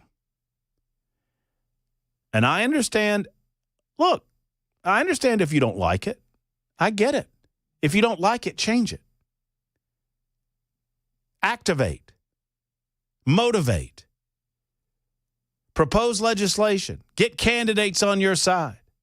Talk to people like me. Tell me where I'm wrong. Tell Andy Ogles where he's wrong. Tell Scott Spicky was on Nashville's Morning News this morning with Dan Mandis. We'll tell you in a moment what Scott had to say about this matter, and I think he's dead on right. We'll do that next. It's 20 after the hour on Super Talk 99.7 WTN.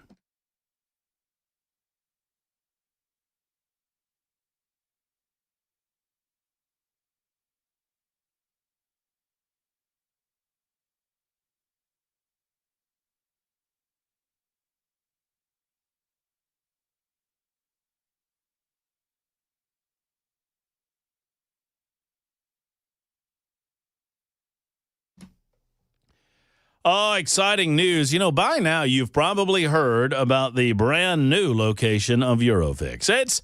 It's not so brand new in as much as it's been around for about a year now, but it's the latest location to serve you and your European automobile needs. For 26 years, Aaron Stokes and his team, they've been doing it the right way, and we've watched them grow, and they're growing still with their brand new shop in Mount Juliet, right across the street from Dairy Queen. I like to say that you can you take your car over there, right? And you say, I want one of those 15-minute no-wrench inspections where they'll take your car and look over it and see what's going on. And you can tell them what you think is wrong or what you think's not wrong. And then you can go across the street and get yourself a dip cone at the Dairy Queen. And by the time you're done with that dip cone, they'll be done with your automobile. Eurofix can serve you in Franklin, 100 Oaks, Murfreesboro, Belmead, and now Mount Juliet. Pretty cool. Watching Aaron Stokes grow his company from a barn in the backyard in a single-wide trailer. Now he has 5 separate locations, and they repair thousands of cars every month. At Eurofix, you get a 3-year nationwide warranty, and you get a free loaner car with every repair appointment. Call 844-EUROFIX. That's 844-EUROFIX. Or visit online at myeurofix.com.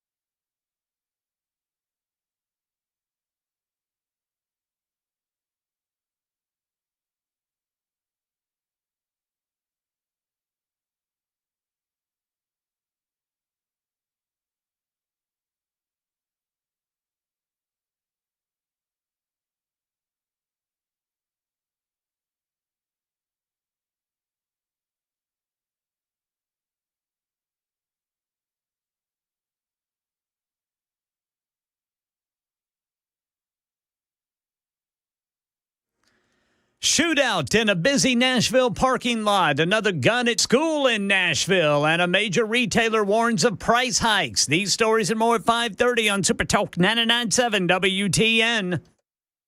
Thank you, Ken Weaver. We'll get to your calls on this matter in just a moment. Brian and Mike, hang in there. If you're on line 3, you hang in there too. My name is Matt Murphy, and this is the Matt Murphy Radio Show. I promise, I commit to you, unless I have a brain fart between now and 3 or 35 after the hour. Between now and 3 on Monday. I don't know. I screwed the time up. I had a brain fart between the time I said brain fart and the next word that came out of my mouth. My goodness. Unless I have an aneurysm between now and 5:35, 5:37, we will do nincompoops in the news today. You got yourself a nincompoop there in Mason? I'm working on it. I might have to designate myself, but gotta have yourself. Well, you're not going to win if you don't have a nincompoop. Brother Mason won the last one. I know. He won one when he was on here. I know, but I think he got the sympathy vote. I do too. You know. I don't know, man. New guy sympathy vote, working with me, having to deal with me. I'm yelling all the time, screaming. I mean, if you think I scream at the radios, at your radio speakers, think about how much I scream at. I mean, oh man, he's getting it bad. Yeah, there's a reason I don't show up more than 10 minutes before the show starts. Although, Mason, I say you should have an nincompoop. I don't know. I got one. It's a clear winner. It's a clear winner. Didn't you also not have one yesterday? You know what I did yesterday? What'd you do? I forgot to do nincompoops.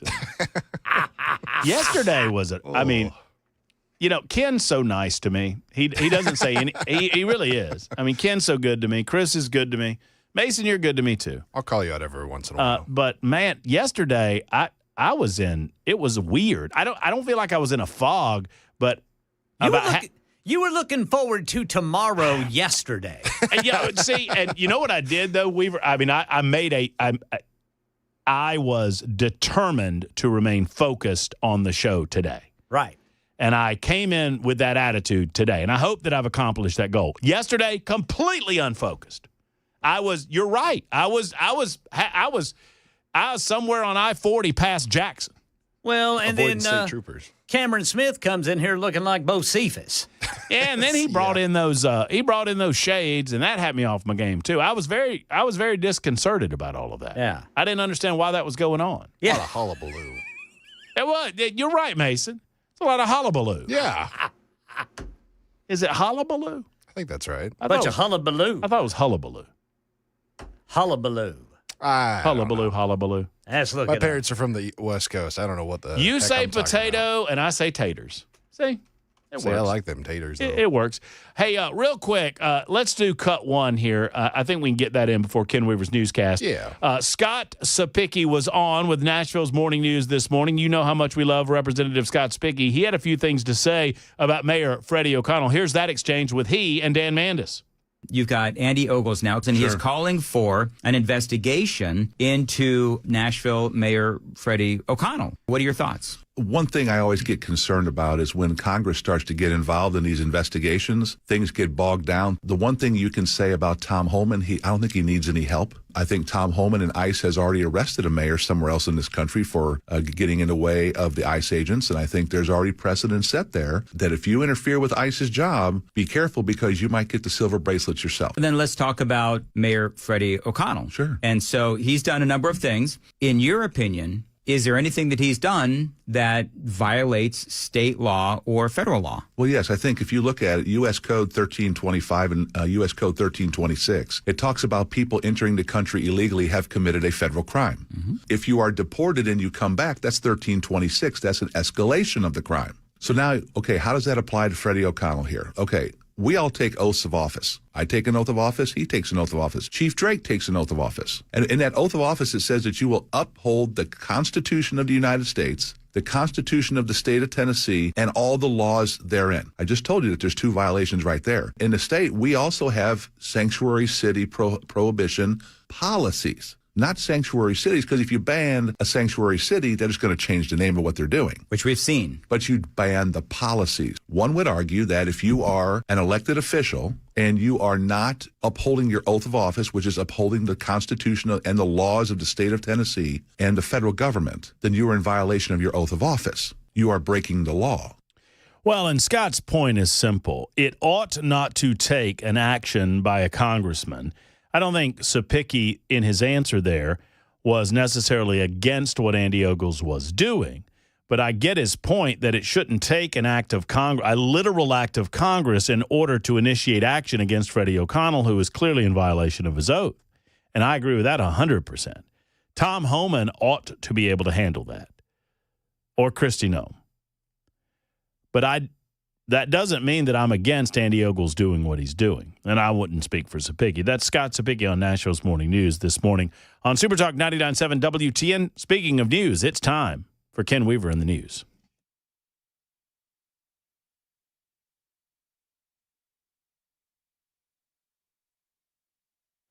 5:30 on the dot. I'm Ken Weaver with your top stories. Over about the next 48 hours, we're under risk of severe weather. We'll tell you about it during the full forecast and traffic in 5 minutes. A woman tells Channel 4 that a bullet barely missed her head today after two people started shooting at each other in a busy strip mall parking lot in Antioch. But the good thing is that I dodged the bullet, because if not, it would have hit me right in the head. God has a purpose, and that's why we're still here, you know? It happened outside Antioch Wine and Liquors on Murfreesboro Pike. One of the shooters was struck twice in the leg. The other shooter took off and is still being sought by police. Business owners in that strip mall hit by over a dozen stray bullets left to repair the damage. Another gun at school in Nashville. Channel 4's Brendan Tierney. Whites Creek is the third metro high school in just the past week where police found a loaded gun using the new Evolve scanners. Metro police say a junior was arrested this morning for having a handgun in his backpack. On Tuesday, a Maplewood High School student was found with a semi-automatic weapon. And last Thursday, an Antioch High School senior was flagged with a stolen gun. Price hikes coming, says the nation's largest retailer, Sherry Preston. On its Thursday earnings call, Walmart officials said prices could go up on imported things like bananas, avocados, coffee, and roses because of the tariffs. However, they also said they'll try to adjust pricing on other things so that food and grocery items will be the least affected. That, however, could mean costs for things like back-to-school clothes, backpacks, and supplies, which are usually sold in the summer, could be higher this year. And here in Nashville, an annual report on economic well-being says a living wage in Nashville for someone without kids is $52,858 per year. The annual community needs evaluation by Metro Social Services also claims that at least 326,000 workers in the area's top 20 occupations don't make near that amount, but they still make too much to qualify for any anti-poverty programs. That's the latest news. Traffic and weather next. I'm Ken Weaver, WTN News.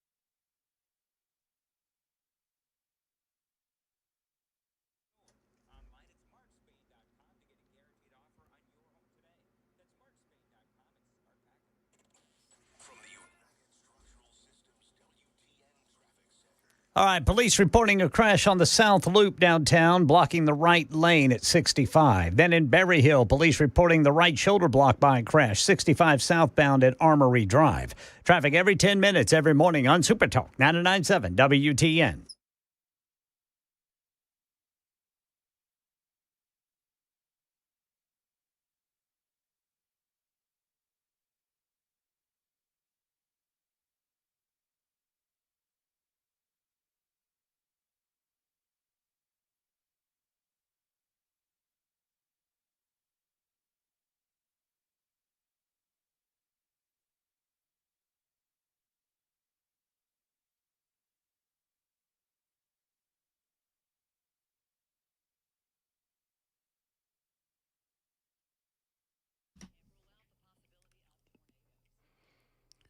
Folks, I mentioned to you that Dr. Brian McLaughlin followed up with me with the Sleep Apnea and TMJ Solution Center. I've had the FDA-approved oral device for about a year now. Dr. Poss initially recommended it to me. He recommended that I have a sleep test, and when I found out that I did, in fact, have sleep apnea, I immediately scheduled my appointment for my mouth guard. I mean, it's a fabulous device, right? It goes inside of your mouth. I mean, it's like a mouth guard in football, or it's an oral appliance. You don't notice it. I don't notice it when I sleep. It is fabulous, and it helps aid in airway, and it is just a wonderful, wonderful device that helps aid in sleeping, and you don't stop breathing. You don't snore nearly as much. And my sleep has gotten considerably better after my follow-up appointment with Dr. McLaughlin just a couple of weeks ago. Call Dr. Brian McLaughlin and the team at the Sleep Apnea and TMJ Solution Center and see how they can assist you. It's in-network for most insurance companies in the state of Tennessee, and they're a community care provider for the VA, helping veterans sleep and live better. Dr. Brian McLaughlin, Dr. Stephen Poss. TennesseeSleep.com is the website. TennesseeSleep.com.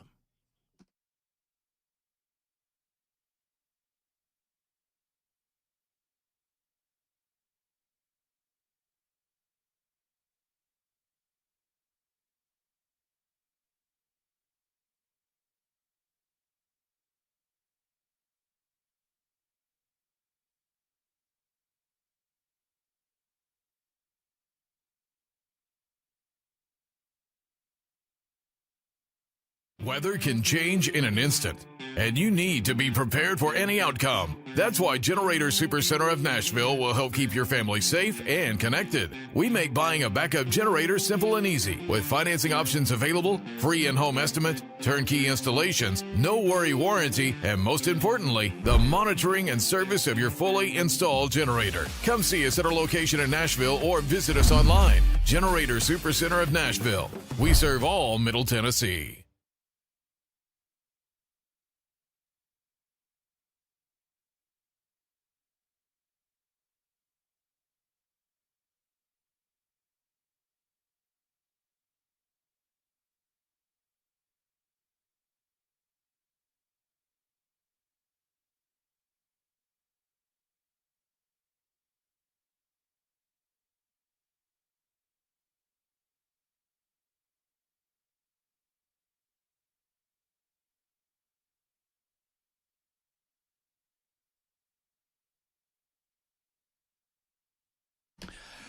Super Talk 99.7 WTN Nincompoops coming up in just a couple of minutes. That's right. Ken Weaver, Mason Fleming, and Matt Murphy will present our Nincompoops for your amusement and enjoyment. And you get to vote on your Nincompoop of the day. That is on the way in mere moments on Super Talk 99.7 WTN. However, I want to get to Brian and Mike before we do that because they have comments regarding Mayor Freddie O'Connell. Brian, you're first up. What's going on? Well, for me, it's fast Freddie. You know, I mean, they could if they wanted to, but just like you kind of iterated earlier, sir, if they actually took them to court, they're not really going to be any to put them in silver handcuffs, more or less. But in the state of Tennessee, it's illegal to hire them. They have programs that they got to verify their employment. You know, it's illegal to house them. You know. And it's definitely illegal to obey them, you know, and stuff like that. So when someone crosses the border, you know, for the second time after they've already been deported for once, that's now a felony. So any one of these people that are cruising around in Nashville that's already been deported once and came back into the country again, you're a felon. So, you know, ICE can actually go after these people, but the biggest reason that the Democrats are raising 10 types of heck is this is their new voter base. Just like they've done with the last census and the count, that's the reason they wanted to include, you know, people who are illegally in the country to be counted, so that's more representation in the House of Representatives and the State House of Representatives, correct? So that gives the Democrats more people to represent in certain districts, if I'm not mistaken on that. And eventually, you know, say if Trump, you know, is not run, you know, he's definitely not run for a third term. It's constitutionally legally, but at the same time, say the Democrats win the next presidential election, and then you get somebody up there that does what Ronald Reagan did back in the 80s, and this gives a mass amnesty, you'll have one-party control of the United States forever. Well, yeah, I mean, the goal here is not, I mean, you're right, Brian, and thank you for the call. The goal here is not based on compassion for those individuals. Sadly, we've allowed this situation to go on so long, and we've looked the other way about the law breaking because you're right. It's against federal law. I mean, Simpson-Mazzoli, it is against the federal law to knowingly hire an illegal alien, and we know that that's going on. It is against federal law to knowingly house illegal aliens. We know that that's going on. And people hide behind the idea of compassion. They hide behind the idea, I didn't know. They presented documentation. They know very well what they're doing. We've allowed this to go on for so long. Some people seem to think that it's perfectly okay for us to just ignore the laws as they exist in this country. And sadly, it is not. And I understand that we ought to have a certain level of compassion for some of these people, but that does not mean that we should not get back to following the law. And by the way, we're not arresting Mima, who just, wants to live out her days with her family members here in America after coming from Guatemala or wherever she came from. We're not arresting those. We're arresting people like Franklin Oswaldo Villaquez, 33-year-old illegal alien from El Salvador affiliated with MS-13. I mean, ICE is arresting Inmar Antonio Panado Membrino, a 34-year-old illegal alien from El Salvador whose criminal history includes conviction for possession with intent to manufacture, deliver, and sell cocaine.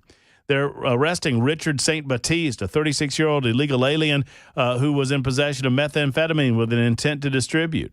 Or Carlos Rodriguez, conviction for aggravated assault. Bottom line is they're arresting lawbreakers who did more than just broke into this country. They then broke the law after they broke into this country, and that is the bottom line. Friends, it's 42 after the hour. It's time for Nincompoops in the News. Nincompoops in the News. My favorite part of that is the bow. Yeah, that's for rerun. Oh, yeah, that's So rerun. good. Remember that, was that at the beginning of the show or the end where they were everybody got on the truck and rerun was running after the truck and the truck just kept on going. Just kept on going. Poor rerun. Rerun, I mean, he's just reaching. Running. He can't get to it. Yeah, I think that was at the end of the show because at the beginning of the show, Raj and Wayne are waving at Rerun, who's on the second floor of his apartment, and he's eating cupcakes. He's got like a glass of soda in one hand and a cupcake in the other. You know what I could go for right now? What's that? A glass of soda and a cupcake. That'd be good, wouldn't it? All right. Mason, I feel like you're a guest. Although, you work here and you get paid to do so. Not a lot, but you get paid to do so. But I feel like our guest should go first. Mason, do you have – first I should ask a question. And there's no wrong answer, Mason. There's none. There's no wrong answer. Do you have a nincompoop in the news? I do. I'm deciding between two stories. I see. I see. So does one of them have nasty words? Not swear words. Okay. Does one of them involve a storage shed?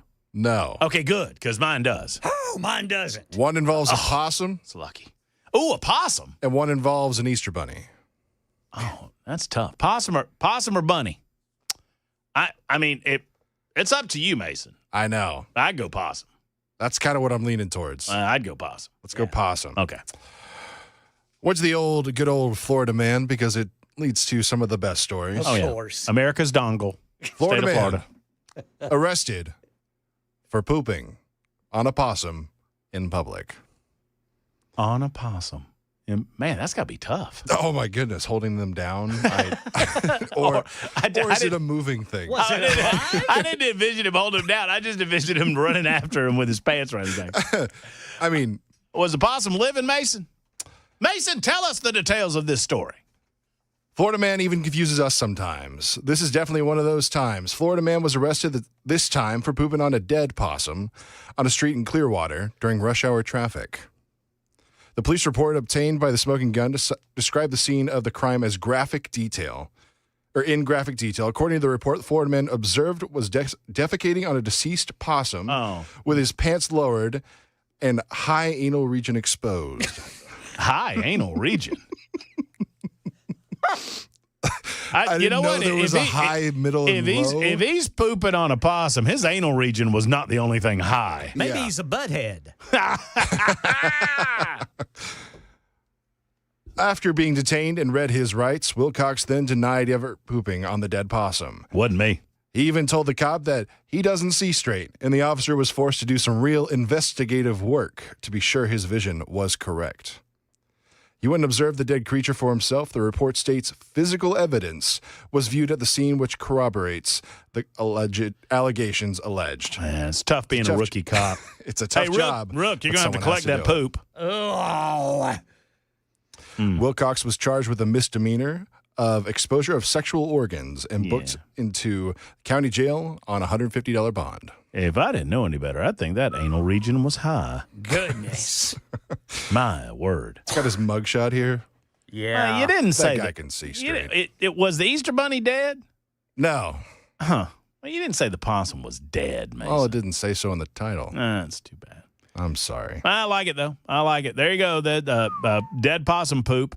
Mr. Weaver. Yes, sir. You're an nincompoop. This is out of Austin, Texas, where a man was found in the victim's shower wearing women's underwear.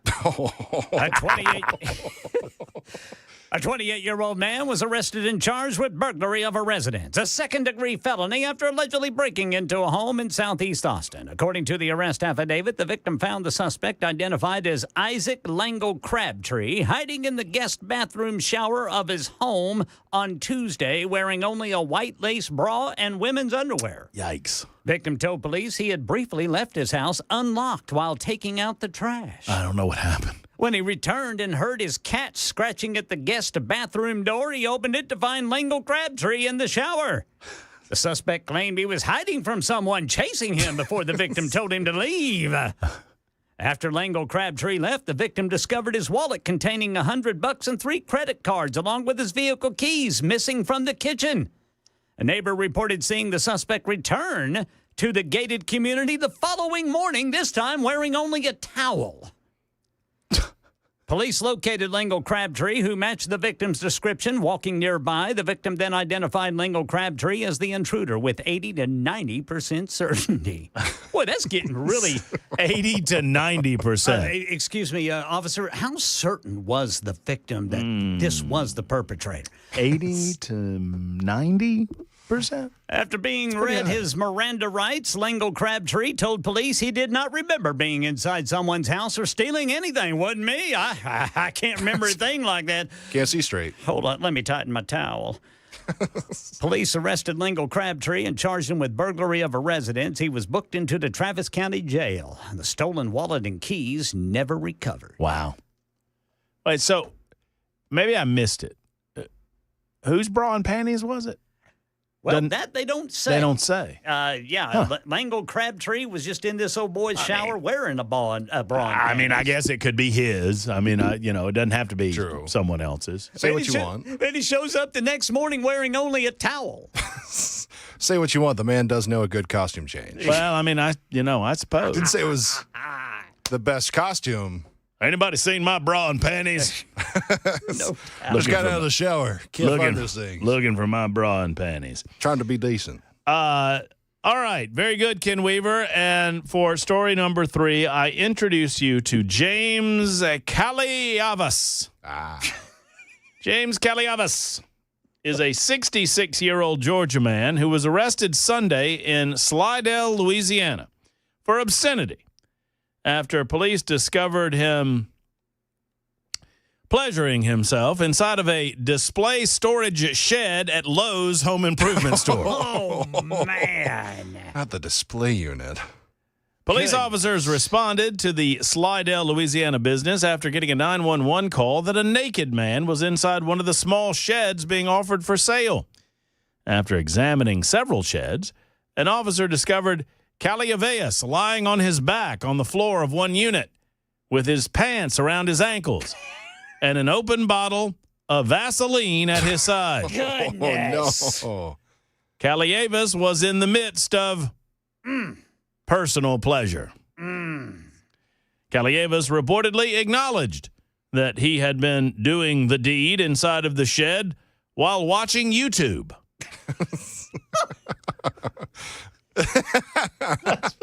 Yes, sir, that's me. Got to keep up on my racing content while I... the YouTube. I was watching that Super Talk 99.7 WTN. That Chris Hand on that YouTube. That clean-shaven Matt Murphy. Hey, I'd encourage y'all to like and subscribe. Give him the old thumbs up. He was watching YouTube. Well, he's probably watching something on YouTube. I mean, He's just on the homepage. Nothing crazy. I have the photo of Kalievis. He looks exactly like you think he would. Was arrested for obscenity and booked into the city jail. Police listed Kalievis's residence as Jasper, Georgia, which is about 60 miles from Atlanta. The Jasper address in public records for Kalievis is a 1-acre piece of property which contains on said property, which he listed as his address, only one building. It's a storage shed. I was ready to say. A storage shed. I guess when it's time to do the deed, you kind of gravitate to what you know. So this was in Slidell, Louisiana? Slidell, Louisiana. Yes, sir. Interesting place because a couple of years ago, a couple of high school teachers were arrested there because they were holding sex parties with high school students. Oh. Something in the water. Slidell, Louisiana. Slidell, Louisiana. Something in the water over there. Now, Yes, sir. do you think they made him purchase said display set? Or they... Well, they cleaned it only, up? you know what? That's a great point, Mason. They only arrested him for obscenity, so they did not arrest him for destruction of property. So That's I suppose it was lucky on his part. Mr. Kalievis had not gotten to the end of his pleasure session Of his YouTube search. Wonder if there, yeah, that's a better way of putting it. wonder if there are any. Wonder if there are any hoes in the shed. I think it was vacant. You gotta watch out. Those critters can poke their little noses through those holes, man. Y'all gotta watch. Hey, look, take it from me. No, I got a shed in the back of my property with a bunch of groundhogs in it. Using the wrong tool for the job. Gotta watch those groundhogs. I'll get to you. That's how we do it, ladies and gentlemen. That is Nincompoops in the News. You get to vote, 615-737-9986. Vote for Ken Weaver. I don't know about all that. But, Mr. Kalievis, he needs your vote. I want a nice little compilation of you trying to say names. That's been my joy today. It's an ongoing issue. Ken and I were having a good little laugh about them. You know what? Once you get it, Kalievis kind of rolls off the tongue. Kalievis. It reminds me of it's like calabasitas. It's like a Mexican dish. You know what I mean? Calabasitas, Kalievis. I love 53 that after with the a hour. side of horchata. John already. Sorry, Matt. Obscene stories cannot win. What? John, are you new to Nincompoops in the News, John? Every Ken Weaver's like 30 votes ahead in the grand total because he does Naked Man stories every time. What are you talking about? Anyway, y'all vote 615-737-9986. 1751 has the same question that I had, by the way. The question is a simple one. Vaseline. Come on, y'all. There's so much better. Anyway, 53 after the hour on Super Talk.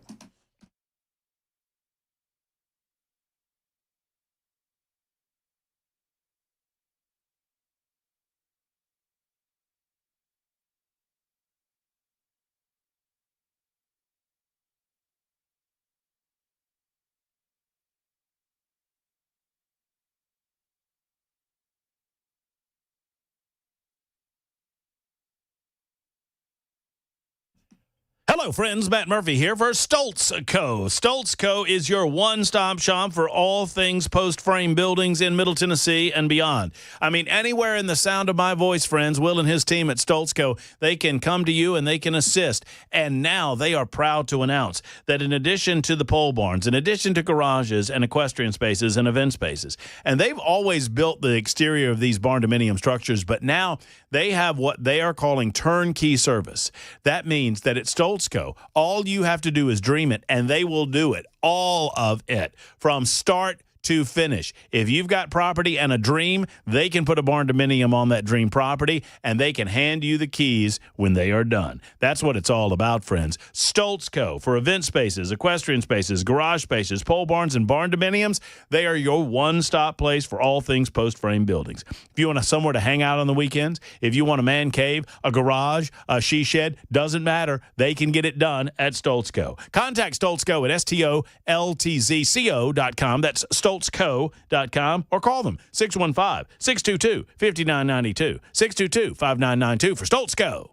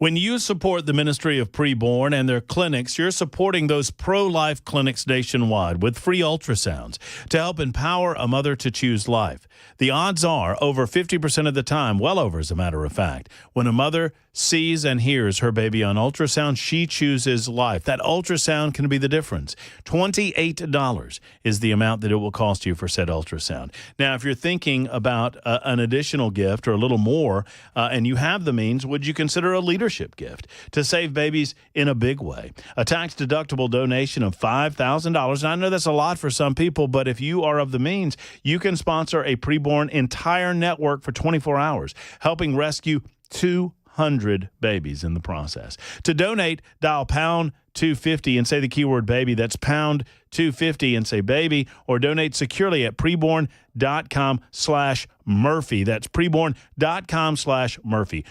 Preborn has a 100% charity rating.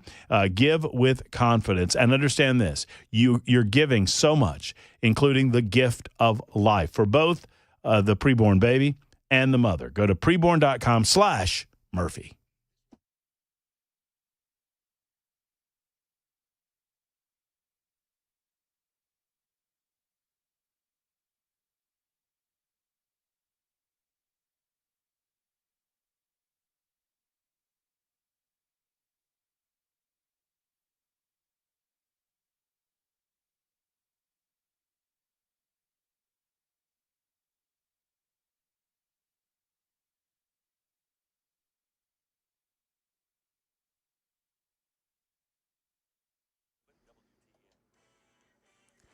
6 o'clock on the dot. I'm Ken Weaver with your top stories. We are under risk of severe weather today, tonight, then tomorrow night, and early Saturday morning. Tell you all about it during the full forecast and traffic in 5 minutes.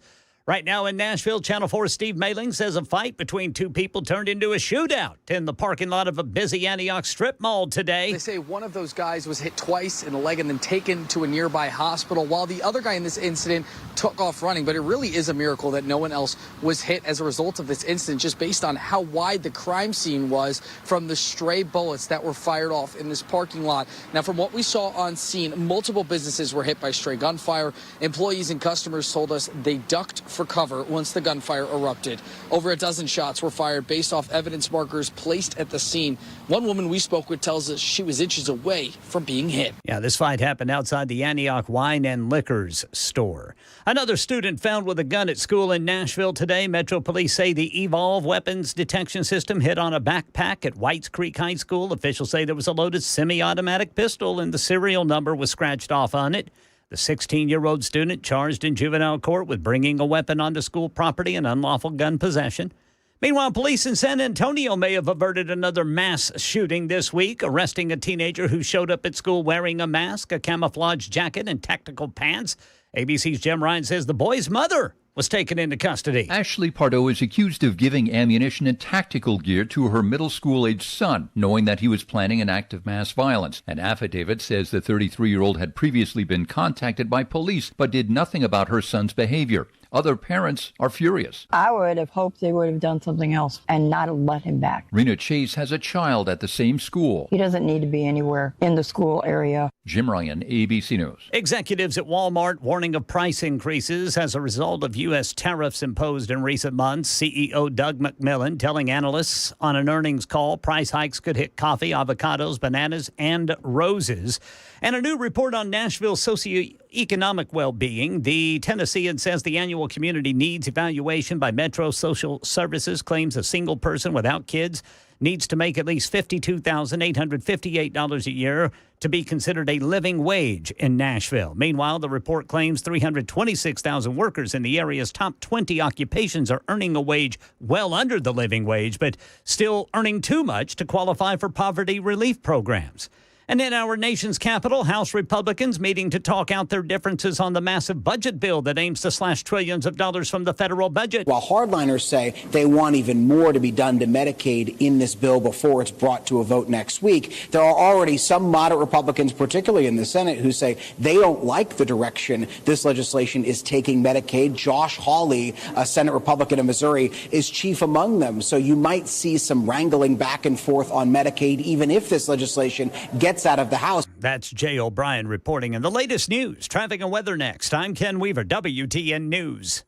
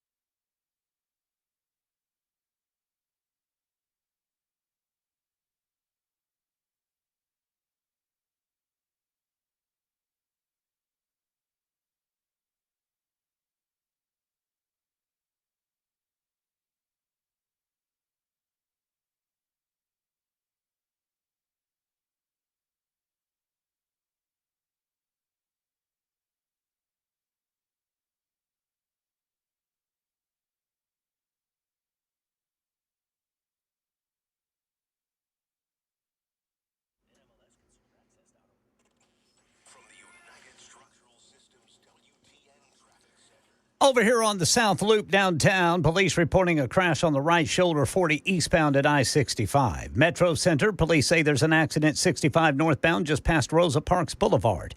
Then in Berry Hill, right shoulder accident blocking the right shoulder, I should say. 65 southbound at Armory Drive. Traffic every 10 minutes every morning on Super Talk 99.7 WTN.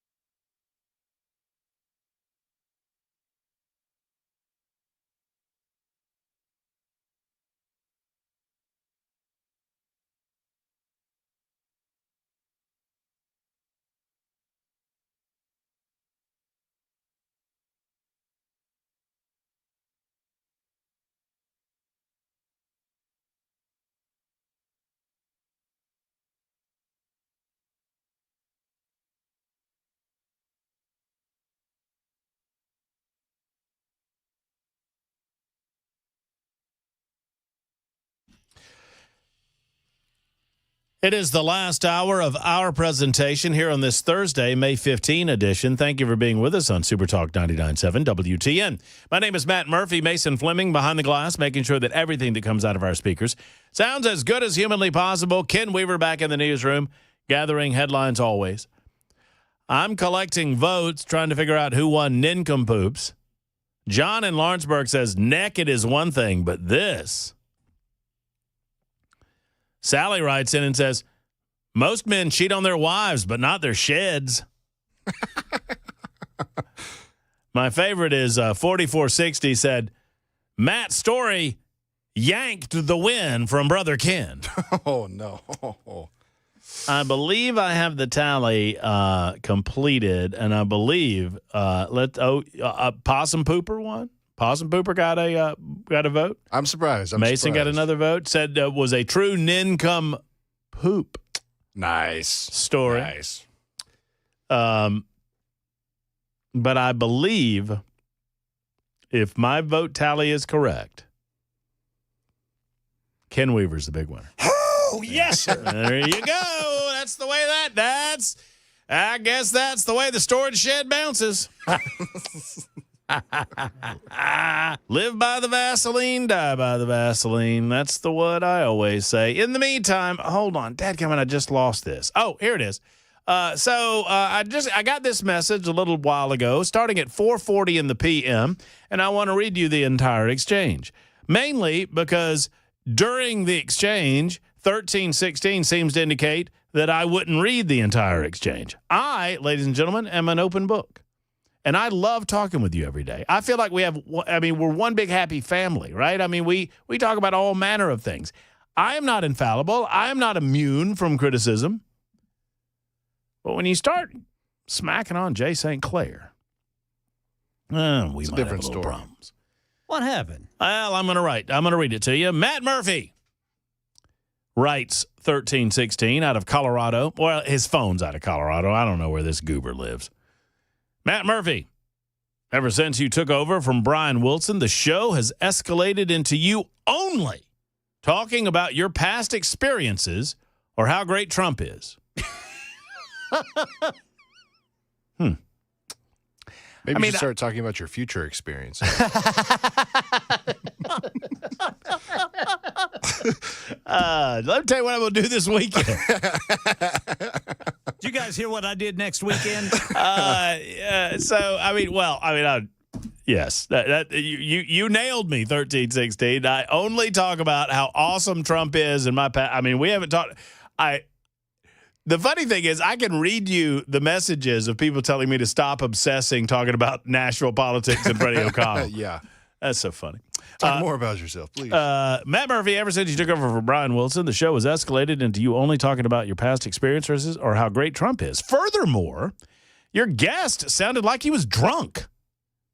And you just use him to flex about all that you knew. And he's speaking in the past tense, but this was while Jay was on. I don't know. It's annoying, and I'd appreciate a wider range of subjects and guests. Okay. That was at 4:40 this afternoon. At 4:45, I wrote him back and said, what subject would you like at 5 p.m.? And our friend wrote, I say him, I'm assuming it's a him. The way the texter phrased it, the phraseology is male, total male. What subject would you like at 5 p.m.? And the texter says, something about the education system. Oh, well, that's nice. All right, we're starting to get a little more specific. And then directly following that message, I got another one that said, do you not read naysayers' texts on air? I think you got your answer. But I wrote him back and said, sure, all the time. I also said, what exactly about the education system? We talked public education for about an hour yesterday. I hope you heard us. If not, it's probably podcasted. To which our friend said, well, then, if you've already talked about it, how about you share your beliefs on AI? I said, happy to. That was at 4:57. At 5:53 today, the texter wrote back and said, liar. which fair. Fair.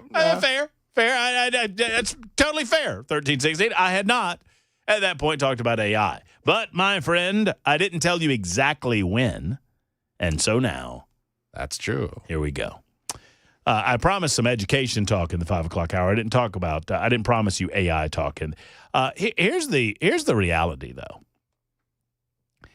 I don't know that any of us have a complete, full understanding as to where this is going to go with regard to artificial intelligence. It has escalated dramatically in a very, very short amount of time. Oh, absolutely. Artificial intelligence can be an incredible blessing for humanity, but it also frightens the hell out of me considering it is going to fill so many gaps in terms of what we consider to be human work that I'm a little confused about what the human beings are going to do. I mean, they've already replaced like full McDonald's staff with completely computer-generated and run systems on AI. But oddly, I just read a story, and I hear what you're saying, Mason, but oddly, I just read a story where McDonald's is hiring more people than ever because they have... Interesting. They are realizing that people are frequenting the stores without human beings less. And I think it's because people want a level of human interaction. Oh, for sure. It's intrinsically built into our beings to want to talk to other people. So when we talk about AI and the amount of artificial intelligence, I don't want to be an old fuddy-duddy that wonders, well, what the hell are the people going to do? Because I am certain that when modern inventions and modern conveniences became popular and widely available, I'm talking about washing machines and that sort of thing in the 1920s and 1930s. I mean, the first thing that the horse and buggy people worried about when the car was invented was what are we going to do with all of these people that work on the horses and buggies? Yeah. Well, they figured it out. But this seems a little different because you only need so many programmers. You can only have so many programmers. AI in all of its different forms, I mean, it's obviously an intelligent life or an intelligent life hack in terms of learning things, but it also does so many things for us. I mean, a long way to say 1316, and this might not be a satisfactory answer for you. I don't know where I'm at on it because I recognize that it's here. I recognize that it's here to stay, but I also recognize that it's scary as hell. And we have come so far. I remember when I was a kid, we played Oregon Trail on the Apple IIe computer. Oregon Trail was almost exclusively a word-based game. Eventually they had some graphics where you could see the little wagon going across, and then it would tell you that you've died of dysentery. Because more often than not, you died of dysentery. Yeah. You did not get to your location. So there was Oregon Trail. There was a football game on Apple IIe. and this was during computer class in the 7th grade. There was a football game that was all script, and it was just some really simplistic, basic programming, input, output, right? I want a pass, I want a medium pass, and then it will tell you if it was successful or not, and it will tell you what the down and distance is. But then there was a third game that we played, and some of you of a certain age, and I want to say the game was called Dr. Doctor, but it was like an ask. It was a very, very rudimentary version of artificial intelligence. But it was strictly acting on inputs. And, of course, we're in the 7th grade, so we're asking, hey, can I have sex? Or, whatever. And it would say, oh, I can't really answer that at this time. Can I poop on a possum? I can't really answer that at this time. So from there, and that's 36 years ago, 37 years ago, until today, you have AI that not only has the ability to answer every conceivable fact-based question, it is predictive in its nature as to what you are looking for, exactly how you are looking for it, and it will predict for you what it thinks you want and answer questions that you haven't even asked yet. Secondarily, and I have several people in my recent interactions have exposed me to what AI can do in terms of, call me an old man sitting on a front porch in a rocking chair, but I compose all of my own emails myself. But apparently, a lot of people don't do that anymore. Yeah, a lot of them will. I've done it before. Who wrote that new Joe Biden book, The Original Sin? Who was that again? Jake Tapper. Yeah, we sent me and Chris composed a big email using AI to perform the nicest worded email with a subtle jab thrown in there that would be subtle enough that they wouldn't have to notice that it was a joke to their publishing company to try and get him on the show. That's the last time I used one for writing an email. Did you get a? By the way, did you get a response? No reply yet. Yeah, they vetted you guys. Yeah, I know. But happening. Pretty realistic looking email. So the bottom line is this: I'm not against artificial intelligence. Obviously, I think just as we are not against computerized systems, I do think that self-driving technology is going to change the world in the next 5 years. I think artificial intelligence is one of the biggest game changers in modern history since electrification. I can't tell you of another thing that I think is going to change the world more since electricity. Electricity. And electricity isn't that old.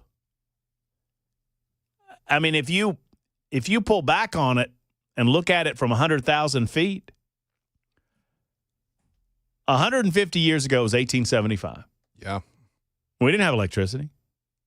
We didn't have cars. We didn't have, or any of the rest of it. And now in 2025, we have, we are on the cusp of personal robots. Did you see this Elon robot that he debuted it a few months ago? Yeah, the Optimus robot that now can dance. It can dance. It can now walk normally, which I know that sounds really weird to say. It's a big deal. It's a big deal. It's huge because it's not just awkward robotic shuffling that you have kind of seen in most videos. They had a suit that looked like a human put over this robot, and you just let it walk in public. Guaranteed, you might there might be a couple little things you might notice and be like, that looks a little off. Well, there was a video that came out several months ago, maybe 6 months ago by now, and it was Optimus. Mm-hmm. And it was before they had perfected the walking, but he was standing behind a bar and he was serving drinks. Yeah. You see that video? Yeah. But he's interacting, and people walk up, what can I do for you? And he's wearing a cowboy hat. Yeah. I forget what event it was at. And hey, I'll have a margarita. Margarita coming up, and he takes the thing and he makes a margarita and he serves the margarita. And but not only serves the margarita, but Optimist is having interactive conversation with the person while he's making the margarita. Yeah, it's like, what are you what been you doing in town? Yeah, what exactly. are you doing? What are you doing in town? What are you doing in town? Oh, really? Well, you ought to go to this place or that place or Yeah, whatever. and it's not stiff motions when he's shaking the drink or stirring things No, up. he's- It looks like a bartender would. Yeah. It is scary and at the same time incredibly exciting. 7355 says, speaking of AI, what does artificial mean? It's a great question. At what point? Here's the big moment. Will computers develop awareness? At what point do we consider computers to be, in essence, living? And folks, don't kind of go, oh, come on, Murphy.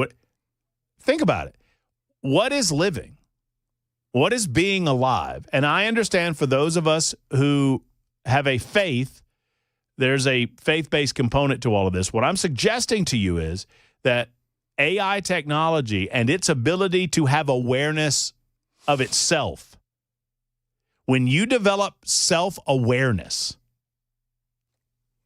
I mean, are you not alive? Yeah, the ability to retain memory and be able to have conversations with people you've talked before, and the ability to make decisions, and we're already here, make decisions beyond specific programming. In other words, hey, Mason, if I'm the AI, I say, I know you wanted me to do it this way, but I'm thinking maybe there's a better way to do it. And here's the way that I would suggest we do it. Like, not override programming decisions. Suggestive problem solving. But recommend that there's a better way to do this, and I've figured out a better way than you knew. Yeah. And at that stage, when computers can determine that there's a better way to do it, then we're in danger. You know what scares me? Emotion. What happens when AI gets mad? Yeah. There's anger, there's joy, there's sadness. I mean, it's all innately tied to human. But, like, does that count as mimicry? Are they mimicking what they've learned online as emotion? And so they portray it to us to generate a certain effect from us because of how we react? Or is it a genuine, they're actually feeling this? Dakota says, we eat cows that are self-aware, have memory, and make decisions, including problem solving. That's right. A cow's alive. Yeah. Right. Yeah, I mean, right. So 5042 writes in and says, you're alive when you have a soul. One of my good friends just passed from the world. He was cremated. His ashes, he doesn't have a soul any longer. He's not alive. Well, I mean, I understand maybe that's more of a faith-based analysis. I'm not talking about alive like a human being. I'm just talking about alive. Like, does a bug have a soul? Does a spider have a soul? Answer, no. But a spider's alive. The tricky thing is that we're developing computers that, Dakota's point is if AI gets out of hand, we can just eat it. Okay, well, good luck with that. Yeah, those are the kind of chips that I'm wanting. I mean, I'm not entirely convinced that we're doomed to Terminator 2, but I don't know. Hey, man, as soon as I see one of those Optimus units walk through bars in a how jail far cell. are we away from right? Tell you, I'll be back. Yeah, Oh, man. Anyway, hey, 1316. There's your AI talk on Super Talk 99.7 WTN.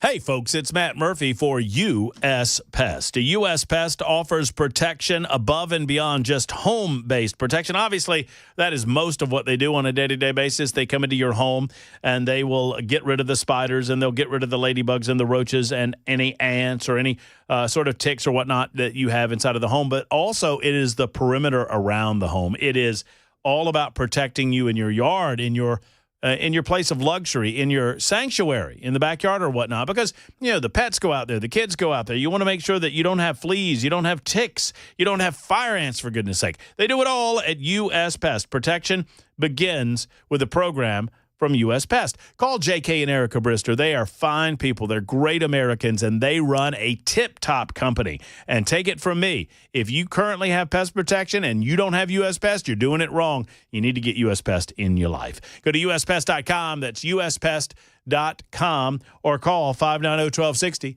That's 590-1260 for our friends at U.S. Pest.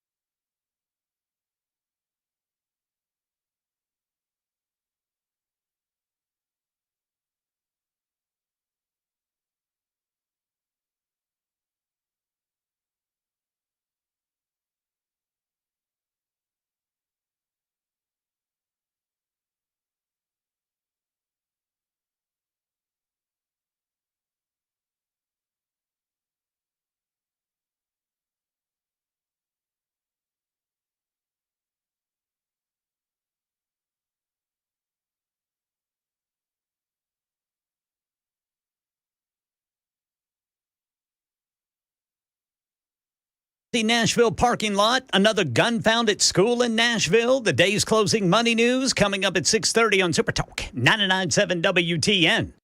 Also, in a story that could have qualified for an nincompoops in the news, Nashville, Tennessee Dateline, a man is accused of stealing a shuttle bus, crashing into multiple cars in downtown Nashville today. This happened about 3 hours ago, 3:10. Metro Nashville police received reports that a Nashville dive bar shuttle parked outside of Batter's Box Bar and Grill. You ever been to Batter's Box? I haven't, but I've heard good things. I've been to Batter's Box. Great dive bar. Nice. And I say that in love. Had been stolen. You know what? It qualifies as a dive bar because at least the last time I went in there, they still smoked inside of it. And there was a lady. This is a great story. And I know I got to get to Ken Weaver in the news. But there was a lady that was smoking next to me, blowing it all over me, which was kind of annoying, and drunk as Cooter Brown, and kept asking me to buy her drinks. And I'm like, why would I? I'm like, ma'am, you need to buy me a drink. I'm like, why would I buy you a drink? Because I'm thirsty. Which was a pretty good response. Yeah, But what? That's a pretty good argument. But then she got mad at me for not buying her a drink. And I'm like, I don't know. I was just in a mood. Normally I would just, laugh it off. But like, I don't know you. You're blowing smoke in my face. You're blowing cigarette smoke in my face. You're blowing smoke, literally. Yeah. And I don't know you. And why would I buy you a drink? True story. Where's the smoking gun? Later on, remember Scoop Nashville? Yeah. Jason Steen? Mm-hmm. She was on Scoop Nashville. She was going to was it a Motley? It was Motley Crue and Poison.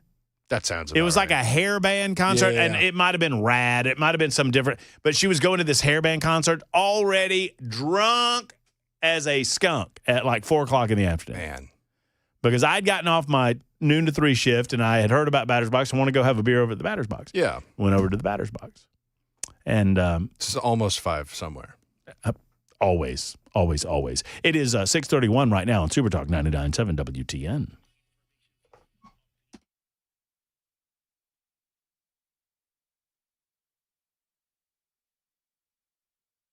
I'm Ken Weaver with your top stories. Got the full forecast and traffic in 5 minutes.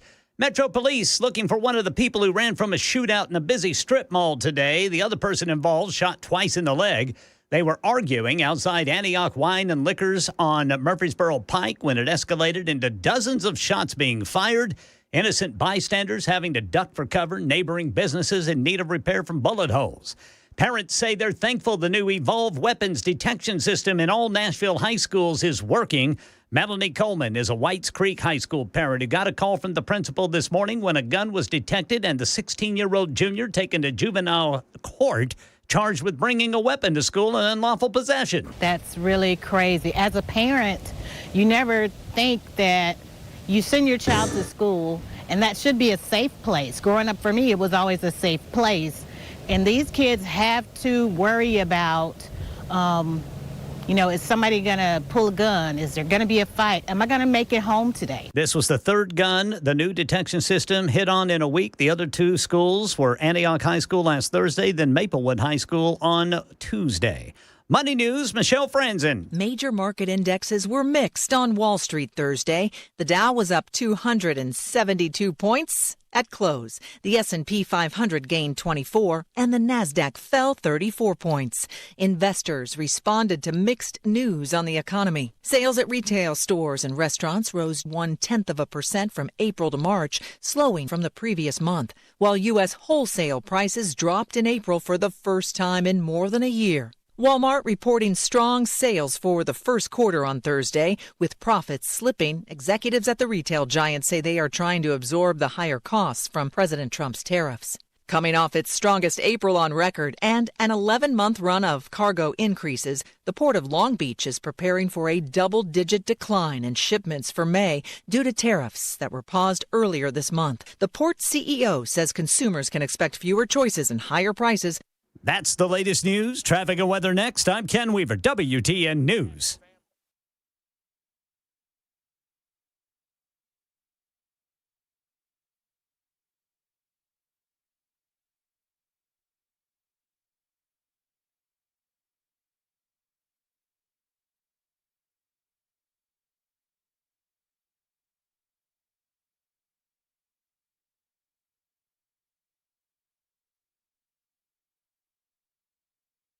This report brought to you by Mark Spain Real Estate.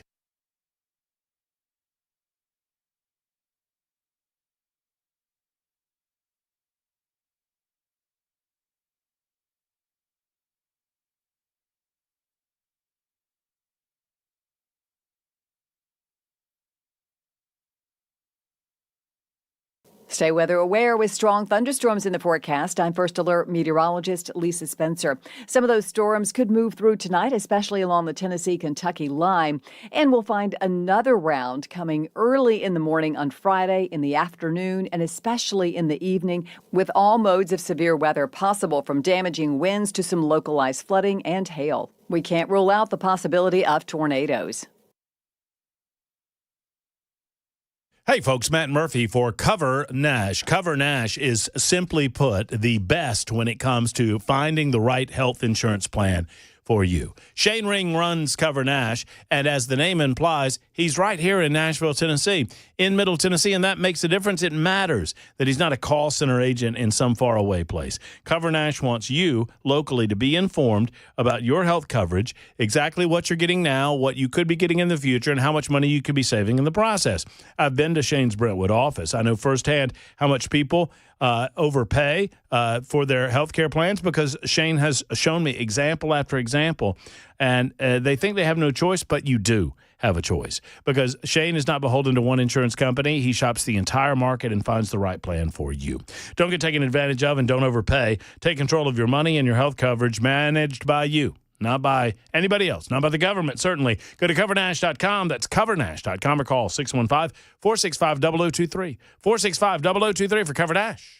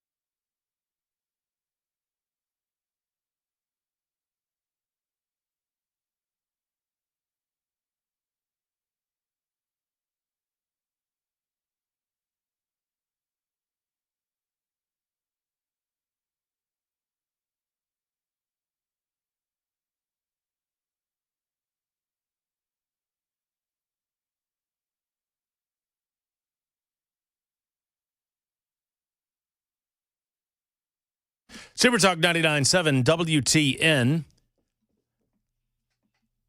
Man, a lot of response from the random AI conversation. Thanks, 1316. You know who we haven't had any response from? 1316. Bummer.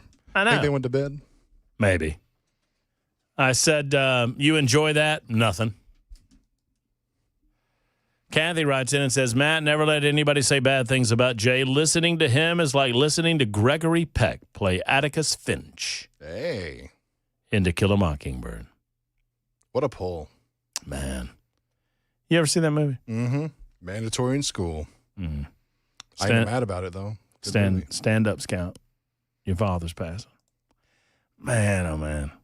It's a great, that's one of my all-time top 10 scenes in movies. Yeah. Gives me chills every time I think about it. He lost. I mean, nothing he could do about it.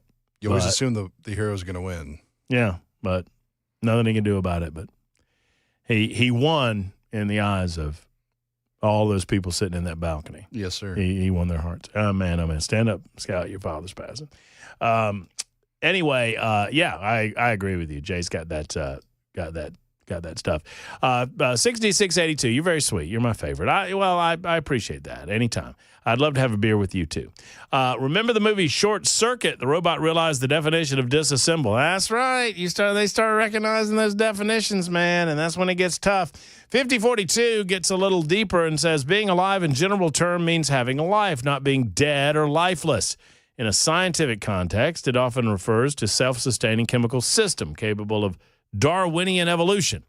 This implies a range of characteristics like movement, growth, self-repair, death, reproduction, as well as a cellular structure. Well, what happens when, well, let me ask you this. How close do you think we are, and this will get a little science fiction-y. How close do you think we are to downloading consciousness? To like hard drives kind of thing? I mean, if the brain is electrical impulse. Yeah.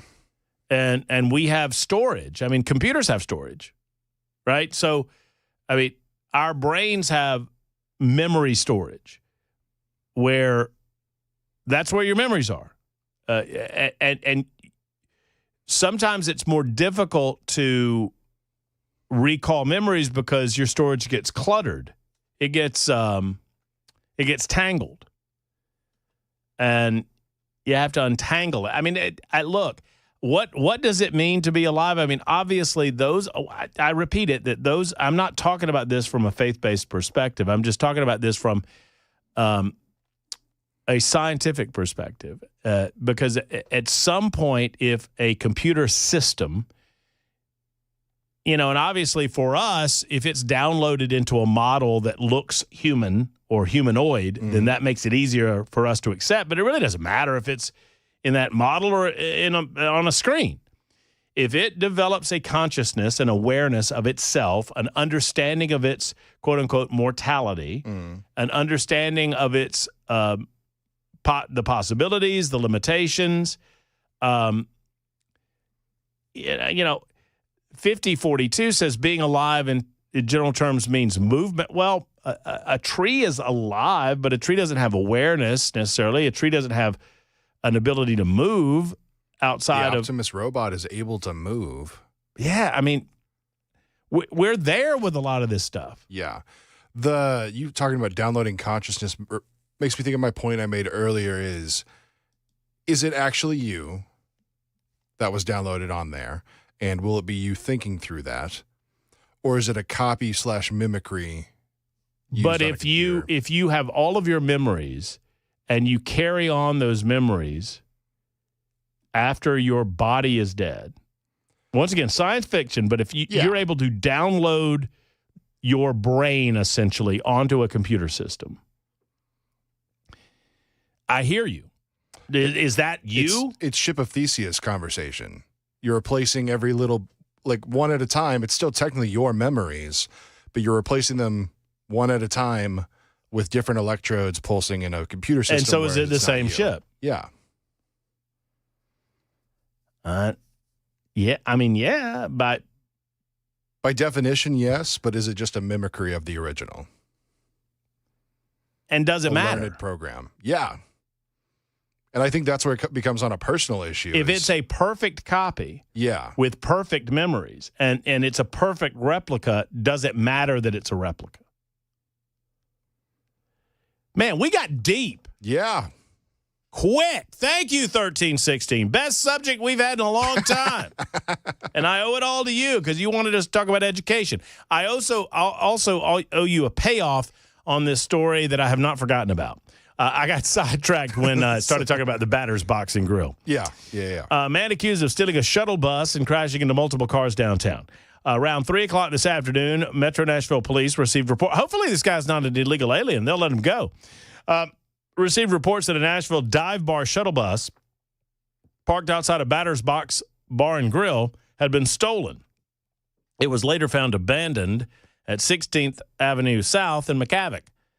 A Metro Nashville police officer told Fox 17 that a shirtless and shoeless man reportedly jumped onto the bus while the driver was escorting the passengers into a bar. The shirtless man drove it downtown on Demumbrian. Dude, this happened on Demumbrian while we were on the old radio. Right. Wait, today, while we're on the air. Did they hit the statues? I hope not. Be a bummer. They just I got like those paints on those. statues. I don't. That's another thing. Oh, well, let me finish this story, and I'll tell you the other thing. The shirtless man drove it downtown, where authorities believe the bus hit at least 3 cars on Demumbrian. Now, we don't know where on Demumbrian. I would assume that it's more on that side of Demumbrian, but I don't know. Yeah. Still assessing other damages that might have happened earlier in the route. The man abandoned the bus. Officers found later leaking fluid. No injuries have been reported regarding the incident, and they still haven't found him. So they haven't found this guy. Man on the run. Man, hope he's not outside. I sure hope not either. He's hearing our conversation. There's a photo of the party bus, though, getting towed away. So it doesn't look very close to us. I guess the party's over. Yeah, I guess so. No, the conversation of the naked statues, Musica, came up on our show a few days ago. That doesn't surprise me. And I thought there were 8. There's actually 9. Yeah. Naked bodies. And did you know that there were actual people used in the creation? I mean, he used the guy that built the statue, the sculptor, I guess it is. He used actual people, and he wanted them to represent a very cross section. So I think there's like 2 African Americans, 2 white people, a variety of females and males.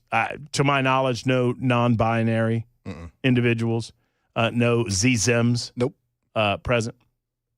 But all of them are naked. Yeah, and some people have issue with that. I've never believed, and I understand the concepts of modesty, but I've never understand why we as a society automatically consider nakedness to be immoral. Yeah, or like sexual in nature. Or automatically sexual in nature. Yeah, I think that's a mindset pushing towards that, because innately, I mean, even if you go faith-based, it was made to be something perfect in God's image.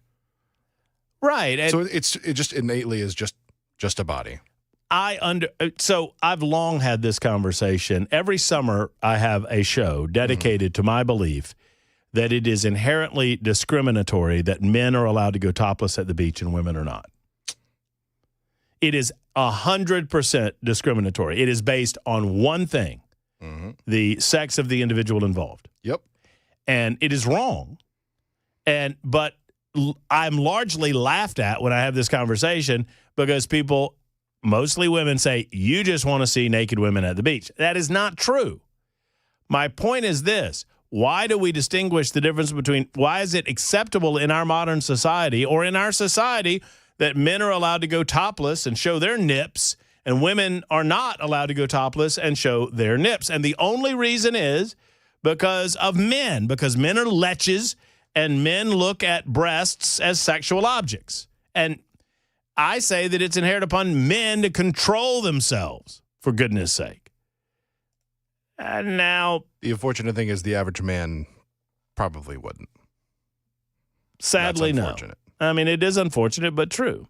Eric writes in and says, I'm late to the party today, and I heard y'all talking about life and such. One of my favorite episodes of Star Trek, The Next Generation, is when they had to figure out if Data had rights and free will. That's exactly right. That's what we're talking about. Going back to the statue conversation, just because it's a cool little tidbit. I've worked an event at the studio 4 times of the guy who made those statues. Oh, have you really? He's currently making a new statue. Is he? For the Parthenon. I don't know. He's making it in pieces at the moment, and then he'll fully assemble outside of the Parthenon, or outside of the Parthenon in his studio. I've seen the bits, which are. No, I mean, will it eventually be outside of the Parthenon? No, it'll be inside.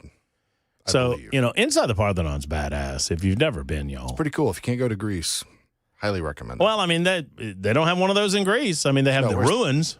Yeah. Right? So it is an exact replica, originally done for the 1896 World's Fair Exposition here in Nashville.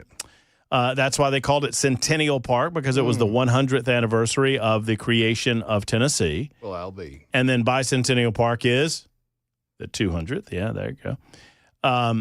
It was originally constructed with the purpose of tearing it down. They actually tore it down. Oh, interesting. So it was done with temporary materials, but it was done very much in the fashion that it's done now, but it was not done to be a permanent structure. Yeah. But I think I have the history of Nashville correct, because I went all through the history of Nashville when I first got here. And if my memory serves me, they Nashvillians missed it so much, and they regretted having it shut down, that they raised enough money to have it rebuilt permanently. And there you go. That's pretty cool. And it is a complete and, as best we can ascertain, accurate replica of the Parthenon. That's cool. Complete with the statue of Athena, of course. Yeah, which is supposed to be spot on. It's as close as it can get. It's big. That little fella Nike in her hand, 6 feet tall. Yeah. Big. Yeah. Big statue. 1221 says, yes, boobies at the beach. We need this. God bless America. 6852 says, I think the reason why women should cover up their breasts is because we give life with those breasts. They need to be honored and respected. Oh, I mean, that's fair. I mean, look, that's all fair. Sally says, I just want to see certain naked women at the beach. 100% fair. And no, it does not have to do with breast size, because I've seen many a large dude with, overflowing with abundance. And he's just popping out everywhere, and the women down the road, they can't do that. Anyway, 52 after the hour, we'll wrap it up and call it a show next on Super Talk.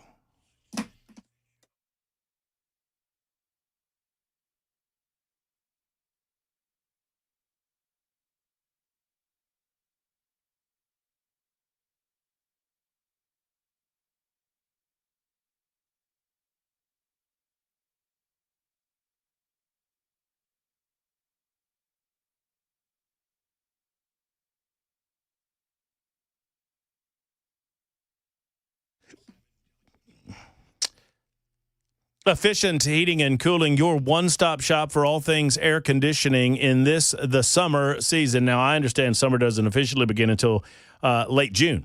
But boy, oh boy, it feels like it's here today, right?